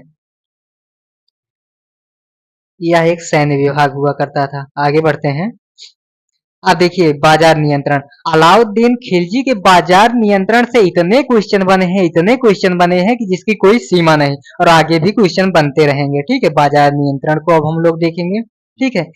अलाउद्दीन खिलजी की बाजार नियंत्रण प्रणाली का वर्णन जो है, ठीक है, आपसे क्वेश्चन पूछा जा सकता है कि अलाउद्दीन खिलजी के बाजार नियंत्रण प्रणाली का वर्णन जो है कहां से प्राप्त होता है, तो जो बरनी होते हैं तारीख फिरोज शाही लिखते हैं, इसी तारीख फिरोज शाही से इसकी जानकारी मिलती है। ठीक है। और देखिए और कहां से मिलती है, तो अमीर खुसरो ने अपनी पुस्तक खजाइनुल फुतूह में भी इसका वर्णन किया, और इसामी ने अपनी पुस्तक फुतूह उल उस सतलातीन में इसका वर्णन किया। यानी कि आप यहाँ लेखक भी देख लिए, किताब भी देख लिए और बाजार नियंत्रण से संबंध भी देख लिया। यानी कि यहाँ से आपने बहुत कुछ देख लिया। आगे बढ़ते हैं। बाजार नियंत्रण के लिए बाजार निरीक्षक साहना की नियुक्ति हुई। आपसे पूछा जा सकता है साहना साहना कौन था, तो बाजार नियंत्रण के लिए एक निरीक्षक था। ठीक है। खुसरो ने जो है अलाउद्दीन के लिए प्रथम गडेरिया शब्द का प्रयोग किया। आपसे क्वेश्चन बन सकता है कि प्रथम गडेरिया शब्द का प्रयोग किसके लिए और किसने किया। ठीक है। आगे बढ़ते हैं। बाजार नियंत्रण के लिए एक अलग से विभाग दीवाने रियासत का गठन किया गया। ठीक है। दीवाने रियासत, ठीक है, दीवाने रियासत का गठन किया गया। बाजार में देखिए वस्तुओं की आपूर्ति सुनिश्चित करने के लिए उसने परवानानवीस की नामक एक विभाग की स्थापना की। ठीक है। परवाना नवीस, ठीक है, परवाना नवीस नामक विभाग की स्थापना की। ठीक है। आपसे पूछा जा सकता है कि परवाना नवीस क्या था, तो देखिए जो बाजार में जो है वस्तुओं की आपूर्ति सुनिश्चित करने के लिए इसका नामांकन किया गया था, यानी इस विभाग की स्थापना की गई थी। आगे बढ़ते हैं। अगला क्वेश्चन है आपका, यानी कि अगला जो हम पढ़ने वाले हैं, देखिए आपसे पूछा जा सकता है कि मध्यकालीन भारत में बंजारा शब्द का प्रयोग किसके लिए, जो बंजारा होते थे गल्ला व्यापारी। ठीक है। बंजारा यानी गल्ला व्यापारी। मुल्तानी मुल्तानी जिसका अर्थ है कपड़े के व्यापारी। मुल्तानी लोग कौन थे, तो कपड़े के व्यापारी थे। आगे देखिए दीवाने मुफ्त खराज, दीवाने मुफ्त खराज क्या था, इसकी स्थापना जो है अलाउद्दीन खिलजी ने की। उद्देश्य जो है अमीरों से बकाया रकम वसूली। देखिए यह इसकी स्थापना इसलिए करता था ताकि अमीर जो है उनसे अच्छा खासा पैसा लिया जाए, उनसे जो है बकाया रकम वसूला जाए, ताकि अमीर जो है शक्तिशाली ना हो पाए। तो यह आपके परीक्षा के दृष्टि से वेरी इंपॉर्टेंट हो सकता है। ठीक है। Very important. आप देखिए अलाउद्दीन खिलजी की जो कर प्रणाली थी वह किस प्रकार से काम करती थी। देखिए घड़ी और चरई कर आपसे परीक्षा में पूछ लिया गया है। आगे देखिए या तो यही हो सकता है या तो दूसरा बन सकता है। ठीक है। अलाउद्दीन खिलजी ने भूमि नाप के आधार पर भूमि कर लेना यानी कि भूमि कर नाप के आधार पर कर लेना शुरू किया। ठीक है। इस समय उपज का 50% भूमि कर लिया जाता था जिसे खराज कहते थे। ठीक है।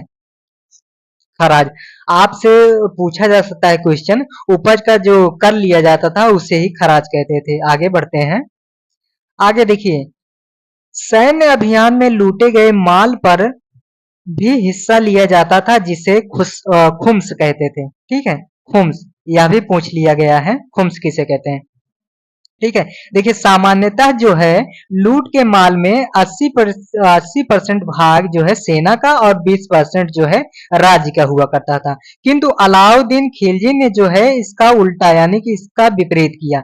यानी कि अलाउद्दीन खिलजी ने इससे परिवर्तित करके 80% भाग जो है राज्य और 20% जो है सेना को नियुक्त किया। ठीक है।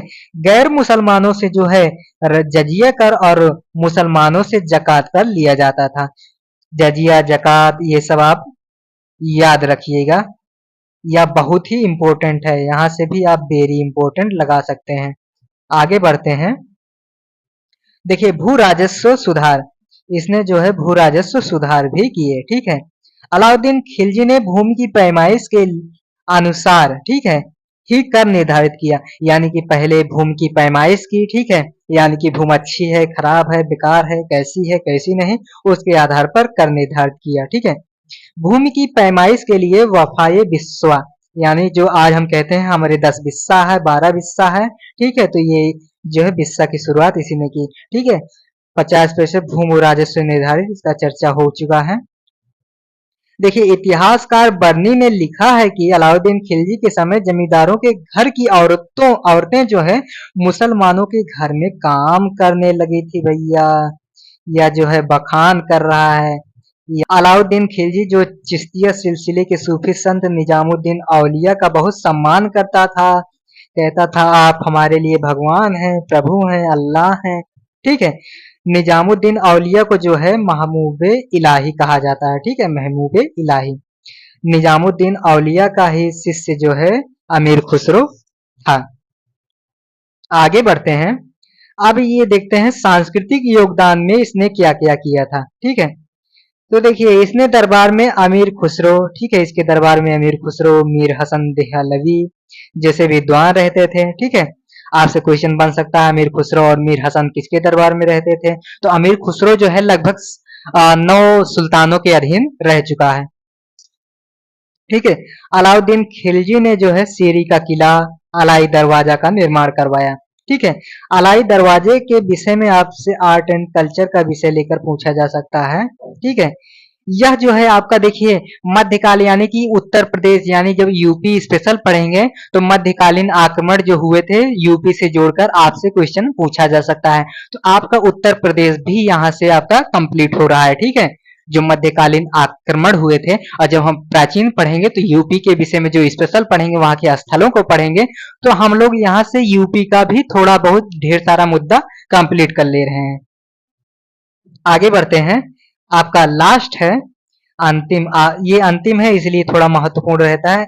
आपसे पूछा जा सकता है कि अंतिम खिलजी सुल्तान कौन था, तो नसीरुद्दीन खुसरो शाह था। ठीक है। एक कोई मुबारक शाह खिलजी होकर रहता है, मुबारक खिलजी। ठीक है। मुबारक मुबारक खिलजी जो अपने आप को खलीफा घोषित करता है। ठीक है।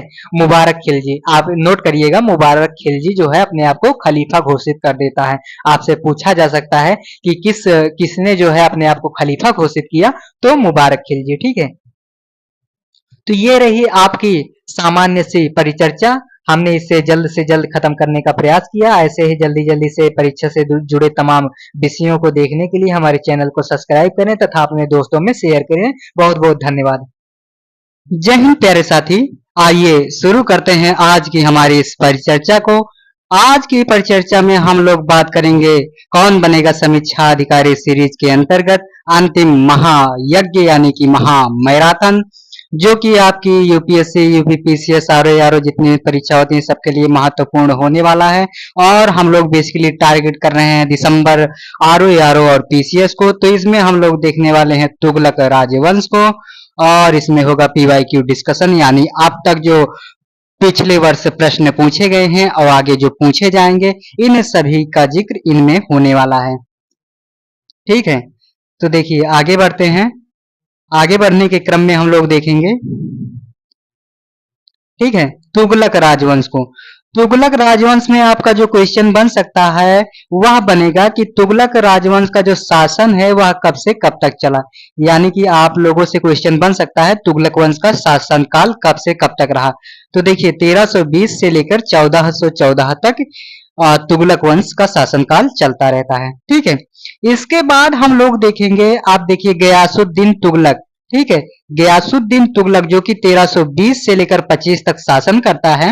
ठीक है, गयासुद्दीन तुगलक ने जो है तुगलक वंश की स्थापना की। ठीक है, आपसे क्वेश्चन पूछा जाए कि तुगलक वंश की स्थापना किसने की, तो आप सभी को बताना है कि तुगलक वंश की स्थापना गयासुद्दीन तुगलक ने की है। ठीक है, तुगलक ने जो है गाजी की उपाधि धारण की थी। ठीक है, तुगलक ने जो है गाजी की उपाधि धारण की थी, इसीलिए इसे गाजी मलिक के नाम से जाना जाता है। ठीक है, इसने जो है तुगलक राजवंश की स्थापना की और गाजी की उपाधि धारण की, जिसके कारण इसे गाजी मलिक के नाम से जाना जाता है। ठीक है, आगे बढ़ते हैं।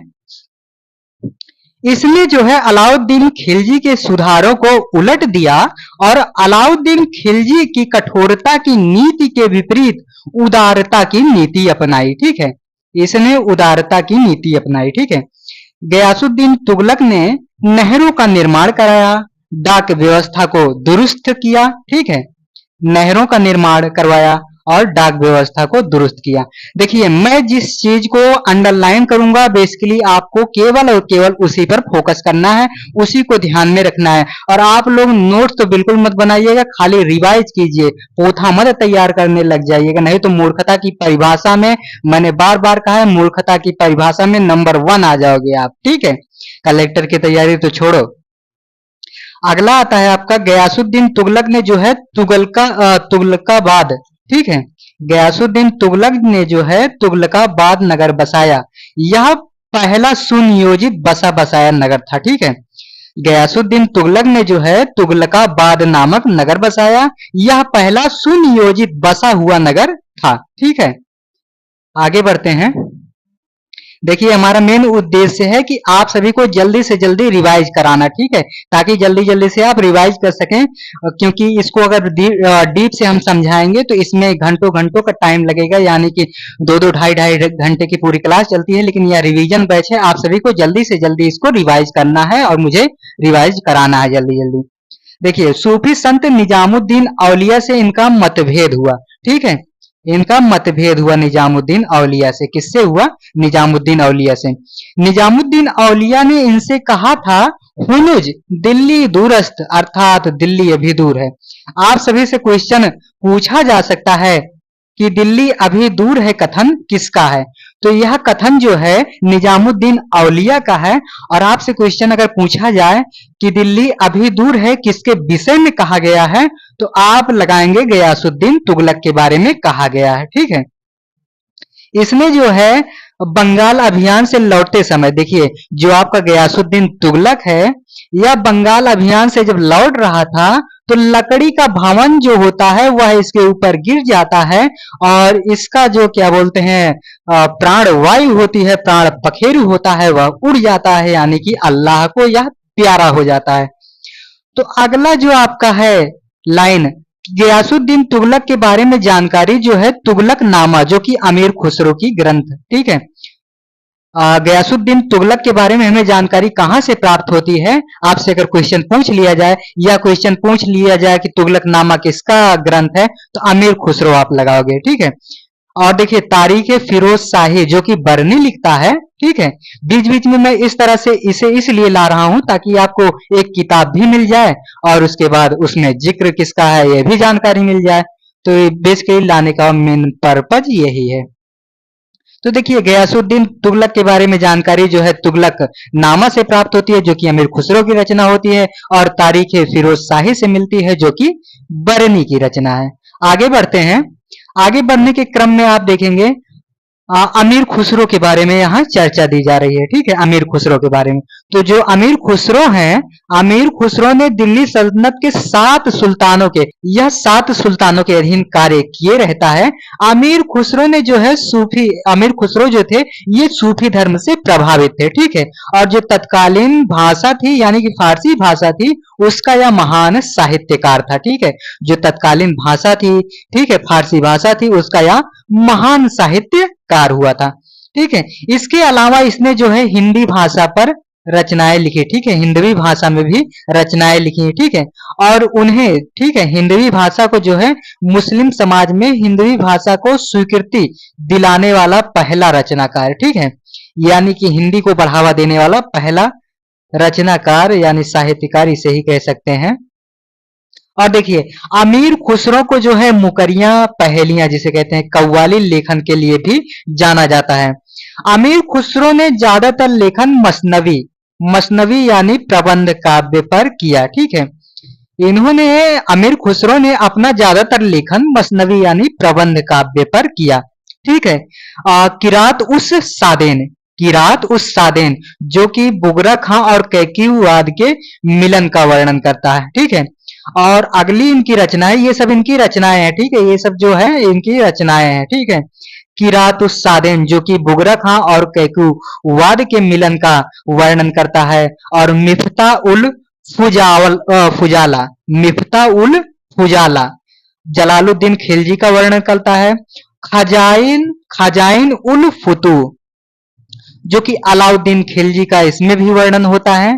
आशिका, नूर सिपीहर, तुगलकनामा, इसमें खुसरो के विरुद्ध गयासुद्दीन तुगलक की विजय का वर्णन दर्शाता है। तो ये सब इसकी रचनाएं हैं, जिनमें से आपका खजाइन उल फुतूह इंपोर्टेंट हो जाता है, तुगलकनामा भी इंपोर्टेंट हो जाता है, और लगभग इसके रचनाओं को आप ध्यान में रखिएगा। आगे बढ़ते हैं। देखिए आशिका पुस्तक में गुजरात के शासक राजकरण की पुत्री देवल रानी और अलाउद्दीन के पुत्र खिज्र खां की प्रेम कथा का वर्णन है। ठीक है, आशिका जो पुस्तक है इसमें जो है आपकी गुजरात के राजकरण की पुत्री देवल रानी और अलाउद्दीन के पुत्र खिज्र खां की प्रेम कथा का वर्णन है। ठीक है, अब देखिए नूर सिपीहर पुस्तक में उसने भारत के, ठीक है, नूर सिपीहर जो पुस्तक है, ठीक है, नूर सिपीहर पुस्तक में, ठीक है, नूर सिपीहर पुस्तक में भारत की जलवायु, ऐतिहासिक उपलब्धियां, संस्कृत, ज्ञान विज्ञान, लोगों का व्यवहार आदि की प्रशंसा की है। यानी कि अमीर खुसरो ने जो नूर सिपीहर पुस्तक है, आपसे क्वेश्चन पूछा जा सकता है नूर सिपीहर किसकी पुस्तक है, तो आप लोग लगाओगे अमीर खुसरो की पुस्तक है, और अमीर खुसरो ने इसमें भारत की जलवायु, ऐतिहासिक उपलब्धियां, सांस्कृतिक, ज्ञान विज्ञान, लोगों का व्यवहार आदि की प्रशंसा की है, और उसमें कहा है यदि कहीं स्वर्ग है तो वो यही है भारत में। ठीक है, यदि स्वर्ग कहीं है तो वो भारत में है। ठीक है, यानी कि भारत का वर्णन वो करता है अमीर खुसरो। अमीर खुसरो एक संगीतकार भी था। उसने तबले और सितार का आविष्कार किया। बहुत बार परीक्षाओं में पूछा गया है ये क्वेश्चन, आगे भी पूछ सकता है। अमीर खुसरो एक संगीतकार भी था, उसने तबले और सितार का आविष्कार किया। आपसे क्वेश्चन पूछा जा सकता है कि तबले और सितार का आविष्कार किसने किया, तो आप सभी को लगाना है अमीर खुसरो ने किया। ठीक है, आगे बढ़ते हैं। अब बात करते हैं मोहम्मद बिन तुगलक के बारे में। मोहम्मद बिन तुगलक ने जो है 1324 ईस्वी से 1551 तक शासन किया। ठीक है, मोहम्मद बिन तुगलक एक साम्राज्यवादी शासक था जिसने दक्षिण में प्रत्यक्ष नियंत्रण की नीति अपनाई थी। इसके लिए उसने, ठीक है, इसके लिए उसने वहां इक़्तिदार नियुक्त कर शासन चलाया था। मोहम्मद बिन तुगलक ने राजधानी दिल्ली परिवर्तित करके देवगिरी स्थापित की थी और उसे दौलताबाद नाम दिया। ठीक है, यह आपके लिए इंपॉर्टेंट हो जाएगा। ठीक है, इसे आप जरूर नोट कर लीजिएगा। इससे आपका ये भी होता है कि दौलताबाद नगर किसने बसाया, ठीक है। तो जो मोहम्मद बिन तुगलक ने राजधानी दिल्ली से परिवर्तित करके देवगिरी स्थापित कर दी थी और उसे दौलताबाद नाम दिया था, ठीक है, नाम दिया था। तो ये हो जाएगा आपका। आगे बढ़ते हैं। उसने महाराष्ट्र क्षेत्र में स्थानीय लोगों को अमीर सादा के पद पर नियुक्त किया, जो कि 100 गांव के प्रधान हुआ करते थे, ठीक है। आपसे क्वेश्चन पूछा जाए कि अमीर सादा कौन लोग थे, तो ये लोग 100 गांव के प्रधान थे, यानी कि 100 गांवों के मालिक थे। दिल्ली सल्तनत में मोहम्मद बिन तुगलक पहला सुल्तान था जिसने हिंदुओं को बड़े पद पर नियुक्त किया। उसने कई हिंदुओं को इक्तादार बनाया, ठीक है। ये आप ये भी नोट कर लीजिएगा, ठीक है। आपसे गलत कराने के लिए स्टेटमेंट दे सकता है कि अलाउद्दीन खिलजी ने जो है क्या बोलते हैं, हिंदुओं को बड़े पद पर नियुक्त किया और उसने हिंदुओं को इक्तादार बनाया, तो आप कहोगे नहीं, यह काम जो है मोहम्मद बिन तुगलक ने किया, ठीक है। मोहम्मद बिन तुगलक के समय में ही 1336 ईस्वी में हरियर और बुक्का ने विजयनगर साम्राज्य की स्थापना की। यहाँ से देखिए, ये भी कई बार परीक्षाओं में पूछ लिया गया है कि 1336 ईस्वी में यानी कि विजयनगर साम्राज्य की स्थापना कब होती है और विजयनगर साम्राज्य की स्थापना किसने की। तो ये आपका यहाँ से क्वेश्चन भी मिल जाता है। और ये स्थापना जो है मोहम्मद बिन तुगलक के समय में होता है। 1336 ईस्वी में हरियर और बुक्का नाम के दो भाई होते हैं जिन्होंने विजयनगर साम्राज्य की स्थापना कर डाली। तो यहाँ से आपके कई क्वेश्चन एक साथ मिल गए। अब देखिए, 1346 ईस्वी में अमीर सादा ने विद्रोह करके बहमनी राज्य की स्थापना कर दी। जो ये 100 गांव के मालिक हुआ करते थे, इन्हीं में से कुछ लोगों ने अपना विद्रोह कर दिया और विद्रोह करने के बाद बहमनी राज्य की स्थापना कर डाली। आगे बढ़ते हैं। इक्तादारी में सुधार। इसने इक्तादारी में कौन कौन से सुधार किए उसके बारे में हम लोग जान लेते हैं। तो उसने नौकरशाही का विस्तार किया और इसके साथ ही इक्तादारी के सामाजिक आधार को बढ़ाया। उसने प्रशासन में बड़ी संख्या में विदेशी, सूफी, चिश्ती, धर्मांतरित, हिंदू, अमीर सादा, साधारण पृष्ठभूमि के व्यक्ति आदि को भर्ती किया। यानी कि इक्तादारी में इसने बहुत लोगों को और प्रशासन में बहुत लोगों को भर्ती किया। आगे बढ़ते हैं। सांकेतिक मुद्रा। देखिए, इसने सांकेतिक मुद्रा को चलाया, जो यह इसकी सबसे बड़ी हार कह लीजिए या अनुपलब्धि कह लीजिए, ठीक है। मोहम्मद बिन तुगलक ने जो है चांदी के स्थान पर, ठीक है, चांदी के स्थान पर कांसे का सिक्का चलाया। सांकेतिक मुद्रा में जो है, अब देखिए सांकेतिक मुद्रा क्या होती है। सांकेतिक मुद्रा में जो है मुद्रा का मूल्य धातु के आधार पर नहीं, यानी कि अगर वह सोने की भी वस्तु हो, ठीक है, सोने की भी धातु हो, तो उसका मूल्य सोने के आधार पर नहीं, उसका मूल्य जो है राजा निर्धारित करेगा। यानी कि राजा अगर कह देगा कि इस सोने के बिस्किट के यानी कि सिक्के का भाव जो है 2 रुपए है, तो उसकी कीमत 2 रुपए हो जाएगी, ठीक है। यही कारण था कि यह असफल रही, ठीक है, यह सिक्का प्रणाली असफल रही। देखिए, सांकेतिक मुद्रा में मुद्रा का मूल्य धातु के आधार पर नहीं अपितु सुल्तान द्वारा निर्धारित की जाती थी, ठीक है। इसे सही तरीके से लागू नहीं किया गया, जिसके कारण, ठीक है, जिसके कारण घर घर में सिक्का ढाले जाने लगा। इस प्रकार यह असफल हो गया। यानी कि जब देखिए किसी को मान लो सोने का सिक्का मिल गया, ठीक है, अब वह सोने का सिक्का उसे मिल गया, तो सोने का सिक्का उसने रख लिया, ठीक है, सोने का सिक्का रख लिया, बल्कि लोहे आदि का सिक्का जो होता था, ठीक है, धातु अन्य धातु का सिक्का होता था, वो राजा के खजाने में डाल देता था। तो राजा को जो मिला, क्या बोलते हैं, लोहा लोहा आदि प्राप्त हुआ और जो है सोना वोना सब जो है सब अन्य लोगों के पास चला गया। तो आगे बढ़ते हैं। अब देखिए, इसने कृषि में कौन कौन से सुधार किए, ठीक है। मोहम्मद बिन तुगलक ने कृषि में कौन कौन से सुधार किए, ठीक है। तकावी ऋण यानी कि अग्रिम ऋण दिया इसने। उसने दीवाने अमीर कोही नामक एक अलग से कृषि विभाग की स्थापना की। आपसे क्वेश्चन पूछ सकता है कि दीवाने अमीर कोही क्या था, तो आप बताएंगे कृषि विभाग था, ठीक है। मोहम्मद बिन तुगलक ने बंजर भूमि को कृषि योग्य करना चाहा, ठीक है। यानी कि जो बंजर भूमि थी उसको इसने सोचा कि कृषि योग्य बनाया जाए और इसके लिए उसने किसानों को बेहतर फसल उगाने के लिए प्रेरित किया। यानी कि इसने लोगों को इकट्ठा किया और कहा, मेरे साथियों, मेरे किसान भाइयों और बहनों, ये जो बंजर भूमि है इसको हम उपजाऊ बनाना चाहते हैं और उपजाऊ बनाने के क्रम में आप सभी का जो है महत्वपूर्ण योगदान चाहिए। इसलिए हे मेरे किसान भाइयों और बहनों, आओ और इस बंजर भूमि को आप लोग उपजाऊ बनाओ। तो इस तरीके से जो है ये कृषि सुधार करता है। आगे बढ़ते हैं, इसकी धार्मिक नीति क्या थी? ठीक है, धार्मिक नीति के कारण उलेमा इससे नाराज थे, ठीक है। धार्मिक नीति के कारण जो उलेमा लोग थे इससे नाराज हो गए। मोहम्मद बिन तुगलक जो है अपनी उदार नीतियों के कारण जाना जाता था, ठीक है। उदार नीतियों के कारण यह जाना जाता था। इसने जो है गोमठ को दान दिया, ठीक है, गोमठ दान दिया। इसने जो है, आप देखो यहां देखो, होली, ठीक है। अब देखिए उलेमा लोग काहे इससे नाराज ना हो। अब ये होली खेल रहा है, ठीक है, होली खेले रघुवीरा।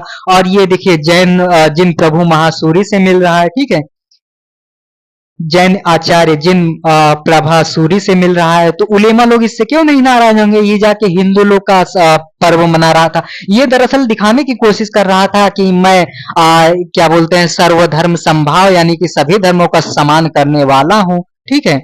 उदारता की नीति अपना रहा था। आगे बढ़ते हैं, आगे देखिए, मोहम्मद बिन तुगलक की जानकारी, यानी कि मोहम्मद बिन तुगलक नाम का एक शासक था जो कि तुगलक वंश से संबंधित था। तो उसकी जानकारी हमें कहां से प्राप्त होती है? ठीक है, तो उसकी जानकारी जो है हमें तारीख फिरोज शाही से प्राप्त होती है। रेहल्ला इब्न बबूता की पुस्तक है और फुतू उस सलातीन जो कि अबू बकर इसामी की पुस्तक है, इससे हमें जानकारी मिलती है कि मोहम्मद बिन नाम का एक शासक था जिसने तुगलक वंश में अपना क्या बोलते हैं योगदान दिया, शासन किया, ठीक है, दिल्ली सल्तनत में शासन किया।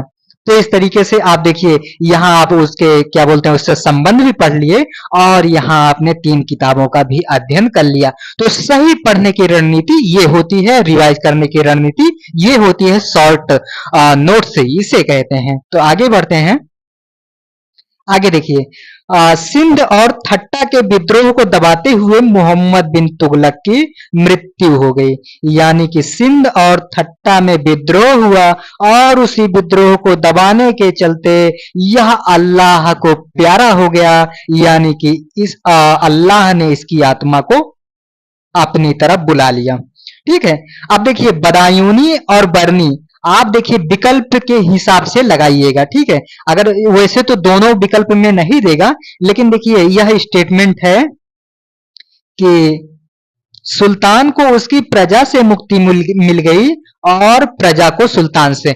यानी कि आपके सामने अगर विकल्प आ जाए कि प्रजा को क्या बोलते हैं, प्रजा को सुल्तान से मुक्ति मिल गई और सुल्तान को प्रजा से, यह कथन किसके विषय में कहा गया है? तो आप लिखोगे मोहम्मद बिन तुगलक के विषय में कहा गया है। और किसने कहा है? तो बदायूनी और बरनी में, ठीक है। आगे बढ़ते हैं, यह वेरी इंपॉर्टेंट है, ठीक है, वेरी वेरी इंपॉर्टेंट। आगे बढ़ते हैं, अब बात आती है फिरोज शाह तुगलक के बारे में। फिरोज शाह तुगलक ने भी बहुत सारे काम किए थे, तो इसलिए यह काफी इंपॉर्टेंट हो जाता है। आगे बढ़ते हैं, ठीक है। मोहम्मद बिन तुगलक के बाद फिरोज शाह तुगलक शासक बने, जिनका शासनकाल जो है 1351 से 88 तक रहता है, ठीक है। इसके काल में इक्तादारी व्यवस्था कमजोर पड़ गई थी तथा अमीर और उलेमाओं की शक्ति जो है बढ़ गई थी, ठीक है। उसने दीवाने मुक्त खराज एवं ख्वाजा की कठोरता को नहीं अपनाया, ठीक है, इसने इसे नहीं अपनाया। फिरोज शाह ने नहरों का निर्माण के लिए अतिरिक्त कर लगाया, ठीक है। इसने जो है नहर निर्माण के लिए कर लगाया, जिसे हब्स ए सर्व यानी कि सिंचाई कर कहते हैं, ठीक है, सिंचाई कर कहते हैं, हब्स ए सर्व, ठीक है, हब्स ए सर्व। तो आप इसे नोट करे रहिएगा। मैं यहाँ फिर एक बार दोहरा देता हूं कि जिन जिन पर मैं हाईलाइट कर रहा हूं, ठीक है, पॉइंट बना रहा हूं, उसी उसी को आप सभी को बेसिकली ध्यान में रखना होगा। आगे बढ़ते हैं। फिरोज शाह तुगलक ने मोहम्मद बिन तुगलक द्वारा किए गए अग्रिम कृषि ऋणों को माफ कर दिया, यानी कि जो कृषि ऋण होते हैं उसको इसने माफ कर दिया। इसके काल में कारखाने सबसे ज्यादा विकसित हुए। कहा जाता है कि इसके समय में 36 कारखाने काम कर रहे थे। ठीक है, इसके काल में जो है कारखानों का विकास होता है और कहा जाता है कि 36 कारखाने इसके समय में थे। दीवाने वयुतात, ठीक है, दीवाने वयुतात कारखाना अधिकारी होते थे। ठीक है, फिरोज शाह तुगलक ने बागानों की खेती पर बहुत ज्यादा बल दिया। इसके समय में कुल 1200 बागान लगाए गए थे। ठीक है, इससे यह सिद्ध होता है कि यह प्रकृति के प्रति कितना सद्भाव यानी प्रेम भाव रखता था। आगे बढ़ते हैं। देखिए, फिरोज शाह तुगलक ने बड़ी संख्या में गुलामों को अपने पास रखा। कहा जाता है कि लगभग 1,80,000 गुलाम इसके पास थे। ठीक है, यह आपसे पूछा जा सकता है, तो इसको आप नोट रखिएगा। इन गुलामों को सेना में कारखानों में रखा जाता था।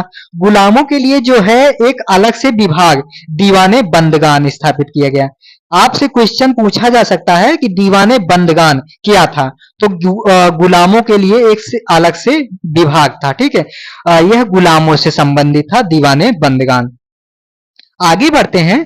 फिरोज शाह तुगलक ने लोगों के लिए मुफ्त उपचार की व्यवस्था की। इससे यह सिद्ध होता है, लोग इसे अरे आप ही माई बाप हो कहने लगे थे। इसके लिए उसने दारुल सफा आपसे क्वेश्चन अगर पूछे दारुल सफा क्या था, तो आप कहोगे चिकित्सा विभाग था। आगे बढ़ते हैं।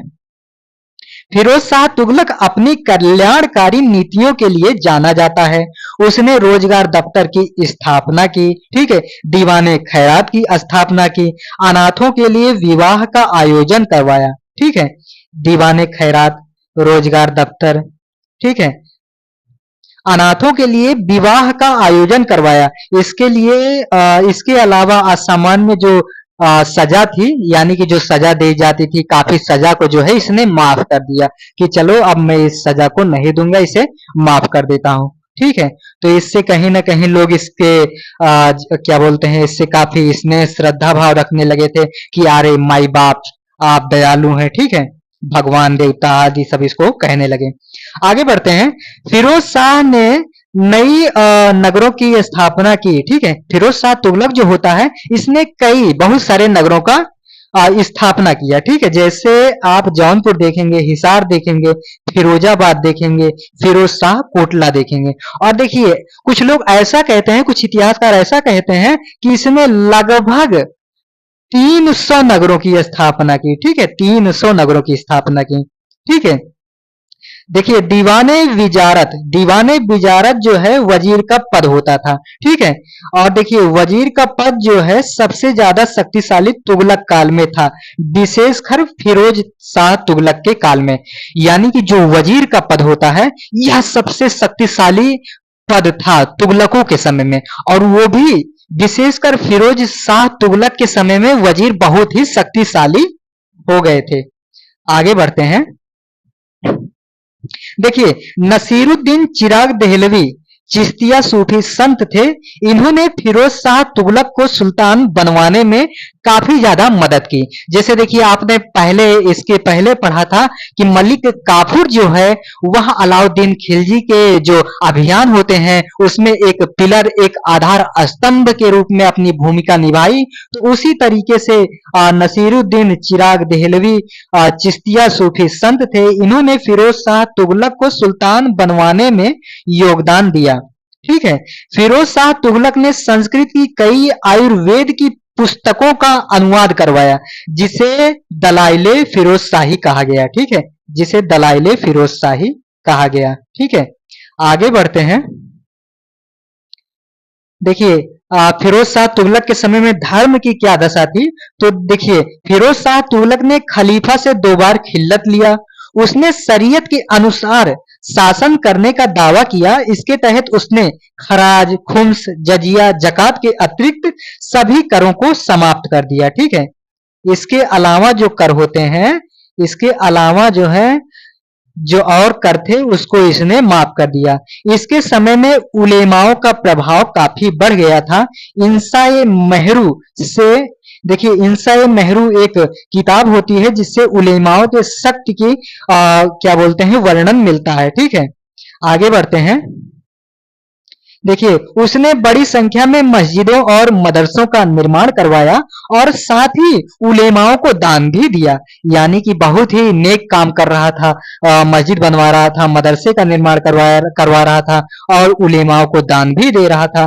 उसने जो है सूफियों के मजारों पर महिलाओं के जाने पर रोक लगा दिया, यानी कि सूफियों के मजारों पर महिलाएं नहीं जा सकती थी। ठीक है, फिरोज शाह तुगलक पहला शासक था जिसने पहली बार ब्राह्मणों पर भी जजिया कर लगाया था। जजिया अलग से भी वसूला जाता था। ठीक है, फिरोज शाह ऐसा आदमी था जिसने जजिया कर जो है ब्राह्मणों से भी लिया। इसके पहले ब्राह्मणों से जजिया कर नहीं लिया जाता था। तो आगे बढ़ते हैं, यह पॉइंट आपके लिए बहुत ही इंपॉर्टेंट है, यह कई बार परीक्षाओं में पूछा भी गया है। आगे बढ़ते हैं। प्रशासन से उसने हिंदुओं को बाहर किया, इसके साथ ही होली का त्योहार भी बंद करवा दिया। इसके पहले जो शासक था उसने देखो कैसे कैसे होली के त्योहार में भी भाग लिया, लेकिन इसने जो है होली का त्योहार जो है उसको बंद कर दिया। ठीक है, इसके काल में एक बोधन नाम के व्यक्ति को मृत्यु दंड दिया गया, जिससे यह पता चलता है कि इसके समय में मृत्यु दंड दिया जाता था। अब देखो, और उसकी सजा यह थी कि वह जो है इस्लाम का अपमान किया, यानी कि उसने इस्लाम का अपमान किया था। जबकि देखो बोधन ने कहा था कि कुरान की तरह वेद भी पवित्र है। ठीक है, कुरान की तरह वेद भी पवित्र है। इसी आधार पर उसे क्या बोलते हैं इस्लाम का दोषी मानकर उसे मृत्यु दंड दिया गया। ठीक है, तो ये पॉइंट आप नोट रखिएगा। आगे बढ़ते हैं। देखिए भवन निर्माण, अपने वजीर खान ने जहां तेलंगानी के मकबरे का निर्माण करवाया था, जो कि एक तेलुगु ब्राह्मण थे। इस मकबरे की विशेष बात यह थी कि भारत में पहली बार अष्टकोणीय आधार पर भवन निर्माण का कार्य हुआ था। यह कई बार परीक्षाओं में पूछा गया है। आप इसे अगर नोट नहीं करते हैं तो आप पक्का इसे आप नोट कर लीजिए। ठीक है, आगे बढ़ते हैं। इसके काल में भवन निर्माण में सलामी पद्धति अपनाई गई। ठीक है, सलामी पद्धति अपनाई गई, जिसके अंतर्गत जो दीवार होती थी वह ढालनुमा बनाई जाती थी, जिससे भवन जो है भवन मजबूत बना रहता था। ठीक है, तो इसके काल में नए भवन प्रायः धूसर रंग के पत्थरों से बनाए गए। इस प्रकार नए भवनों के निर्माण में लाल बलुआ पत्थर का उपयोग नहीं किया गया। ठीक है, आपसे आपको फंसाने के लिए क्वेश्चन पूछ सकता है कि फिरोज शाह तुगलक के समय में जो है लाल बलुआ पत्थर का प्रयोग किया गया था, तो आप लोगों को कहना है नहीं, प्रयोग नहीं किया गया था, नहीं किया गया था। ठीक है, तो ये हो गया। आगे बढ़ते हैं। देखिए दिल्ली सल्तनत कालीन इतिहास लेखन। ठीक है, दिल्ली सल्तनत कालीन यानी कि हम पूरे दिल्ली सल्तनत को अब यहाँ लेकर चल रहे हैं कि जो लिखी गई है किताबें, उसमें कहां से लेकर कहां तक कौन से लेखक ने कहां तक वर्णन किया है। ठीक है, दिल्ली सल्तनत काल में जो है 1260 ईस्वी तक का इतिहास जो है 1260 ईस्वी तक का इतिहास जो है मिनहाज ए सिराज। ठीक है, मिनहाज ए सिराज यानी कि तबकात नासरी। ठीक है, तबकात नासरी जो पुस्तक है मिनहाज सिराज की है, उसमें दिल्ली सल्तनत में जो है 1260 ईस्वी तक अपनी जो वहां के शासक वगैरह थे उनकी क्या बोलते हैं उपलब्धियों यानी कि उनके बारे में वर्णन किया है। ठीक है, 1266 से जो है 1357 ईस्वी तक बरनी की पुस्तक है तारीख फिरोज शाही, इसमें मिलता है। और देखिए 1357 ईस्वी से तुगलक वंश के आगे का इतिहास अफीफ की पुस्तक, देखिए तारीख फिरोज शाही दो लोगों ने लिखा है, एक अफीफ में भी लिखा है। ठीक है, तो देखिए 57 तक जो है बर्नी ने लिखा है, फिर उसी का जो पार्ट 2 है उसी को आगे बढ़ाते हुए जो है अफीफ ने भी लिख डाली है। और देखिए फतवा ये जहांदारी। ठीक है, फतवा ये जहांदारी इसको भी बर्नी ने लिखा है। ठीक है, राजनीति विचारधारा पर यह पुस्तक डेडिकेट है यानी कि समर्पित है। ठीक है, और देखिए आगे है फुतुहात ये फिरोज शाही पुस्तक। फुतुहात ये फिरोज शाही, जो कि फिरोज शाह द्वारा किए गए विभिन्न, ठीक है, जो फिरोज शाह होते हैं, फिरोज शाह तुगलक होते हैं, उनके द्वारा जो विभिन्न निर्णय दिए गए हैं उसका वर्णन इसमें किया गया है। ठीक है, आगे बढ़ते हैं। आगे है फिरोज शाह के बाद कमजोर उत्तराधिकारी हुए नसीरुद्दीन महमूद शासक बने जिन्होंने 1394 ईस्वी से 1412 ईस्वी तक शासन किया। ठीक है, नसीरुद्दीन महमूद के काल में ही तैमूर का आक्रमण जो है तैमूर का आक्रमण यानी कि 1398 ईस्वी में हुआ। देखिए ये क्वेश्चन आपको कुछ दूसरी तरीके से पूछा गया है, लेकिन यहाँ से क्वेश्चन बन चुका है। आपसे क्वेश्चन यह पूछा गया है कि कोई ध्यान नहीं आ रहा है इतना, लेकिन तुगलक करके था कि उस तुगलक के समय में तैमूर ने आक्रमण किया था, तो आप कहोगे नहीं। ठीक है, 1398 में किया था। और देखिए ऐसा कहा जाता है कि इनके काल में जो है सल्तनत केवल दिल्ली से पालमपुर तक सिमट गया था। ठीक है, इसके बाद देखिए अगली क्लास में हम लोग जो है सैयद राजवंश के बारे में पढ़ेंगे। सैयद राजवंश के बारे में ज्यादा ज्यादा 5-6 मिनट की चर्चा होगी। उसके बाद हम लोग लोधी राजवंश की चर्चा करेंगे, जो कि लोधी राजवंश में भी हम लोग लगभग 10-12 मिनट की चर्चा में उसको समाप्त कर देंगे। ठीक है, तो जल्दी जल्दी से इस सेशन को लाइक करेंगे, शेयर करेंगे और अपने दोस्तों में इतना शेयर करेंगे ताकि कोई भी परीक्षा से यानी कि महत्वपूर्ण प्रश्नों से यानी कि इतिहास विषय जो कठिनतम माना जाता है यानी बोरिंग विषय माना जाता है उससे अचूका न रह जाए। ठीक है, तो मिलते हैं सैयद वंश के साथ। चलिए दोस्तों, देरी न करते हुए आज की अपनी इस अंतिम महायज्ञ की क्लास यानी महा मैराथन की क्लास को शुरू करते हैं। इसमें आपका यूपी पीसीएस आरओ की परीक्षा से जुड़े जितने भी महत्वपूर्ण प्रश्न हैं यानी कि जो पूछे गए हैं और जो आगे पूछे जा सकते हैं उन सभी का वर्णन इसमें हम करेंगे। और इसमें मैं सैयद वंश के बारे में आप सभी को बताऊंगा। सैयद वंश के बारे में 5 से 7 मिनट की परिचर्चा ही आप सभी के लिए मोर देन इनफ होगी। ठीक है, तो आगे बढ़ते हैं। देखिए सैयद वंश जो देखिए 1398 में तैमूर आक्रमण होता है। तैमूर आक्रमण के समय तैमूरियों ने क्या किया कि अपना एक जो है प्रतिनिधि यहाँ छोड़ दिया। देखिए खिज्र खां जो है अलाउद्दीन खिलजी का भी बेटा होता है, लेकिन वो खिज्र खां ये नहीं है। ठीक है, जिसको गिफ्ट में क्या बोलते हैं खिजराबाद, चित्तौड़ को नाम परिवर्तित करके खिजराबाद दिया गया था, तो वो खिज्र खां ये नहीं है। खिलजी का पुत्र था खिज्र खां, उसी ने सैयद वंश की स्थापना की। तो आप कहोगे नहीं, उसने नहीं की थी, बल्कि यह तैमूरियों का एक प्रतिनिधि था खिज्र खां जिसने सैयद वंश की स्थापना की। तो देखिए तैमूर ने भारत से जाते वक्त अपने प्रतिनिधि खिज्र खां को शासक बना दिया था, जिसने आगे जाकर सैयद वंश की नींव रखी। ठीक है, 1414 में, ठीक है 1414 में इसने सैयद वंश की नींव रखी। ठीक है, सैयद वंश की स्थापना खिज्र खां ने की थी। ठीक है, खिज्र खां ने स्वयं को सुल्तान नहीं कहा और ये अपने आप को रैयते आला कहा करते थे। ठीक है, आपसे क्वेश्चन पूछा जाए कि रैयते आला कौन कहलाते थे, तो आप कहोगे खिज्र खां सैयद वंश वाले। ठीक है, आगे बढ़ते हैं।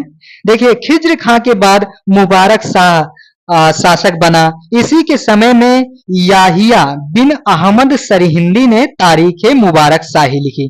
ठीक है, याहिया बिन अहमद सरहिंदी ने इसी जो है मुबारक शाह के समय में, ठीक है मुबारक शाह के समय में एक पुस्तक लिखी थी, जिस पुस्तक का नाम याहिया बिन, ठीक है याहिया बिन अहमद सरहिंदी ने तारीख मुबारक शाही लिखी। ठीक है, मुबारक शाह के शासनकाल में ही मुबारक शाही पुस्तक लिखी गई। ठीक है, सैयद वंश के बारे में जानकारी सरहिंदी की। ठीक है, सैयद वंश की पुस्तक जो है ये मुबारक शाही, ठीक है ये जो है इसी की पुस्तक से सैयद वंश की जानकारी मिलती है कि यानी कि वह जो है एक उसका तैमूरियों का प्रतिनिधि था जिसको तैमूरियों ने छोड़ दिया था और उसी ने सैयद वंश की स्थापना की। इसकी जानकारी जो है सरहिंदी की पुस्तक जो है मुबारक शाही से हमें प्राप्त होती है। ठीक है, तारीख मुबारक शाही। ठीक है, इस वंश का जो अंतिम शासक है, ठीक है इस वंश का जो अंतिम शासक है वह अलाउद्दीन आलम शाह है। ठीक है, देखिए आपको सारे जितने भी होते हैं उन सभी के बारे में नहीं मतलब पढ़ना है, आपको अंतिम जरूर याद रखना है, क्योंकि कभी कभी क्वेश्चन पूछ लेता है कि अंतिम शासक कौन था। ठीक है, आप लोगों को पहला शासक याद रखना है जिसने स्थापना की उस वंश की, और आपको अंतिम, ठीक है अंतिम शासक के बारे में जरूर एक लाइन याद रखना है। ठीक है, अंतिम शासक के बारे में कुछ ना पढ़ के आपको उसके बारे में एक लाइन जरूर याद होनी चाहिए और पहले शासक के बारे में एक लाइन जरूर याद होनी चाहिए। ठीक है, बाकी जो इंपॉर्टेंट है उनको तो आपको पढ़ना ही है। तो इसी के साथ जो है हमारी सैयद वंश की चर्चा समाप्त होती है। अब हम मिलते हैं लोधी वंश के साथ। अपने दोस्तों में से ज्यादा शेयर करें ताकि परीक्षा के जो महत्वपूर्ण बिंदु महत्वपूर्ण फैक्ट है उनसे कोई भी विद्यार्थी कोई भी हमारा अभ्यर्थी वंचित न रह जाए। चलिए दोस्तों, अंतिम महायज्ञ के दौरान हम लोग देख रहे हैं महामैराथन क्लास। इस क्लास में हम लोग जिस टॉपिक को जिस अध्याय को छेड़ते हैं उसको शुरू से अंत तक खत्म करके ही छोड़ते हैं। तो देखिए, अंतिम महामैराथन के अंतर्गत हम लोग देख रहे हैं महामैराथन महायज्ञ क्लास है। इस क्लास का नाम है कौन बनेगा समीक्षा अधिकारी और ये इतिहास विषय से संबंधित है, जिसमें हम लोग लोधी राजवंश से क्या बोलते हैं क्वेश्चन उत्तर करेंगे। ठीक है, यह जो है वन लाइनर बेस आधारित होगी। ठीक है, इसमें यानी कि जो आपका कोई क्या बोलते हैं क्वेश्चन होगा यानी कि उत्तर होगा वह वन लाइनर होगा, यानी कि जो आज से पहले परीक्षा में पूछा गया है और आगे जो पूछा जाना है उन सभी का वर्णन इसमें किया जाएगा। ठीक है, यह पीवाईक्यू बेस यानी पीवाईक्यू पर आधारित होगा, क्लास नोट्स आधारित होगा, एनसीईआरटी पर भी आधारित होगा। तो इसलिए यह क्लास आपके लिए बहुत ही महत्वपूर्ण हो जाती है और जब बहुत ही महत्वपूर्ण हो जाती है तो इस चर्चा को आप सभी को जरूर शुरू से अंत तक सुनना चाहिए। लोधी वंश, ठीक है, सैयद वंश के बाद जो है लोधी वंश ने शासन किया, जिसका कार्यकाल 1451 से 1526 ईस्वी तक रहा। ठीक है, यानी कि लोधी वंश का शासन जो है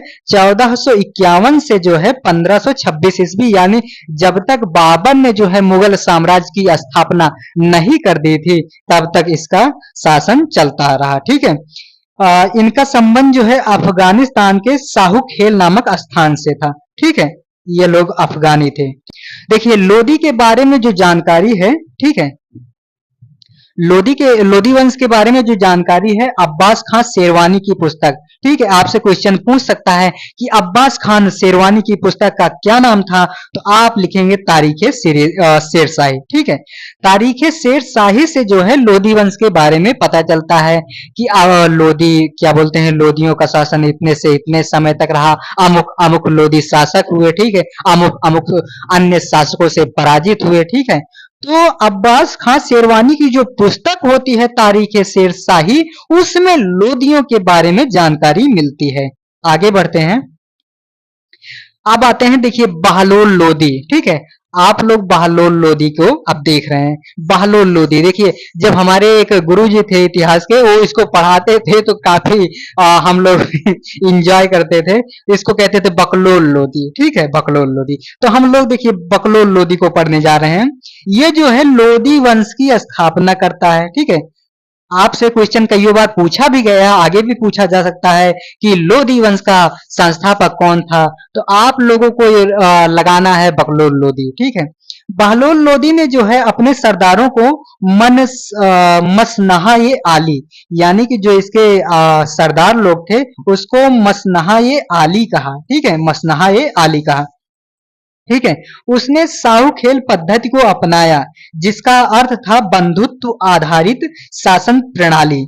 इसी के तहत बहलोल लोधी के निमंत्रण पर बड़ी संख्या में अफगान जो है भारत आए थे। ठीक है, इसी के निमंत्रण पर जो है बहुत संख्या में जो है अफगान लोग भारत आए थे। आगे बढ़ते हैं, वहां अमीरों के घर जाया करता था और उनके घर से आया हुआ खाना भी खाता था। ठीक है, यह अपने आप को बहुत ही अच्छा आदमी दिखाने का प्रयास कर रहा है। ठीक है, यानी कि दूसरे के यहाँ जाता था और उनके यहाँ से आया खाना खाता था और उसकी तारीफ करता था कि वाह अम्मा जी, आपने बहुत ही विधिवत बहुत ही अच्छे तरीके से बिरयानी का निर्माण किया, यानी बिरयानी बनाया है। ठीक है, बिरयानी वगैरह खाते ही रहे होंगे।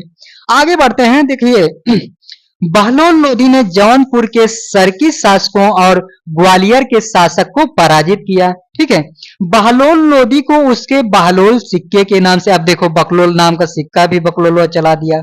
ठीक है। इसको जो है इसके बहलोल सिक्के के आधार पर जाना जाता है, यानी कि बहलोल लोदी को उसके बहलोल सिक्के के लिए जाना जाता है, जो कि तांबे के बने होते थे। ठीक है, इसने तांबे के सिक्के भी चलाए। ये हो गया। आगे बढ़ते हैं। आगे अब आपका अगला शासक आता है सिकंदर लोदी। ठीक है, सिकंदर लोदी। ठीक है, बहलोल लोदी के बाद सिकंदर लोदी शासक बना, जिसे लोदी वंश का महान शासक माना जाता है। ठीक है, जिसे लोदी वंश का महान शासक माना जाता है। क्या माना जाता है? महान शासक। ठीक है, बिहार को भी जीत लिया था। ठीक है, इसने जो है बिहार को भी जीत लिया था, साथ ही उसने बराबरी के सिद्धांत का त्याग कर दिया। ठीक है, इसने जो बराबरी का सिद्धांत था उसको त्याग दिया था। वह सिंहासन पर बैठा करता था, उसने कठोर दंड की नीति अपनाई। ठीक है, यह सिंहासन पर बैठा करता था, यानी कि जब ये बात आ जाती है तो आप समझ जाएंगे कि इसके पहले जो शासक हुआ शायद न बैठता हो। ठीक है, इसने जो है इक्तादारों को निर्देश दिया कि सुल्तान के संदेशवाहक को 6 कोस दूर तक आकर अगवानी करे, यानी कि जो शासक लोग इसके जाएं तो उसको 6 कोस, ठीक है, 6 कोस दूर जो है 6 कोस दूर से उसको लेने जाएं और ले जाकर छोड़ें, ताकि उसको कोई दिक्कत ना हो, दिक्कत परेशानी का सामना ना करना पड़े। ये हो गया। आगे बढ़ते हैं। सिकंदर लोदी एक कट्टर मुस्लिम शासक था। उसने सूफियों के मजारों पर महिलाओं के जाने पर रोक लगा दिया। ठीक है, अभी पीछे मैंने कुछ शासकों के बारे में बताया था जिसने उसने भी रोक लगाया था। और देखिए ये क्वेश्चन आपको बहुत बार पूछा गया है, आगे भी पूछा जा सकता है। ठीक है, आगे भी पूछा जा सकता है। क्या है?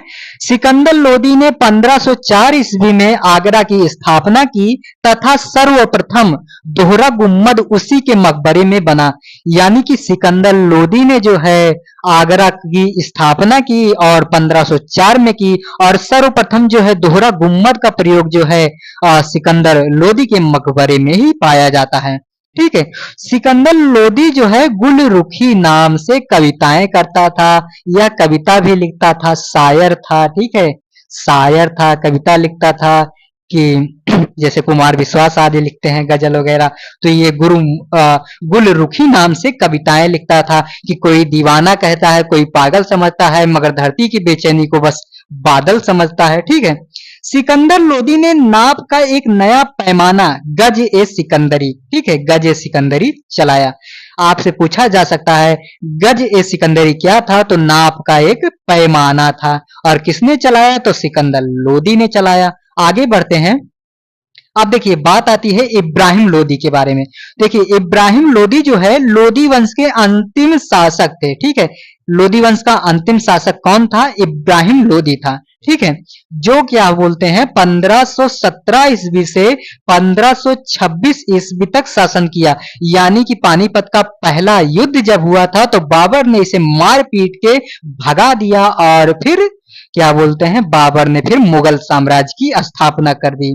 ठीक है, इब्राहिम लोदी को राणा सांगा ने 1570 में खातौली के युद्ध में पराजित किया था। ठीक है, खातौली का युद्ध होता है, उसमें राणा सांगा ने इसको बहुत पीटा था। ठीक है, अब देखिए 1526 ईस्वी में पानीपत के पहले युद्ध में बाबर ने जो है इब्राहिम लोदी को पराजित करके क्या बोलते हैं बाबर ने मुगल वंश की नींव डाल दी। जब मुगल वंश की नींव डाल दी तो बेचारे को मार पीट दिया।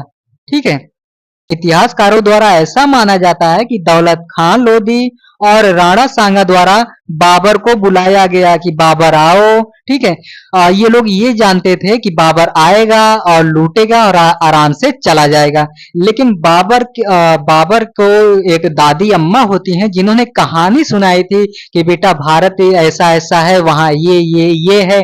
ठीक है, तुम्हारे पूर्वजों ने वहां आक्रमण किया था, तुम भी जाओ। तो उसी कहानी से वो प्रभावित था। ठीक है, और आता है, और आने के बाद ये लोग ये सोचते हैं, क्या बोलते हैं दौलत खान लोदी ये सोचते हैं कि बाबर आएगा और क्या बोलते हैं इब्राहिम लोदी को मारेगा और भाग जाएगा और शासन मुझे मिल जाएगा। राणा सांगा ये सोचते थे कि क्या बोलते हैं हो सकता है इब्राहिम लोदी को मार दे तो मेरी सैन्य शक्ति जो है और भी मजबूत हो जाए, तो इस तरीके से ठीक है बुलाया। लेकिन कुछ इतिहासकार ऐसा कहते हैं कि राणा सांगा ने नहीं बुलाया, जबकि जो सर्वसम्मत मत है वह है कि दौलत खां लोधी ने इसे बुलाया था। तो ये हो जाती है। इसी के बाद देखिए आज की यह परिचर्चा समाप्त करते हैं। मिलते हैं अगले नई क्लास के साथ यानी कि मुगल वंश के साथ। और तब तक के लिए पढ़ते रहिए और अपने दोस्तों में से ज्यादा शेयर करें ताकि परीक्षा से जुड़ी महत्वपूर्ण फैक्ट से वह लोग वंचित न रह जाएं। तो मिलते हैं। जय हिंद, वंदे मातरम।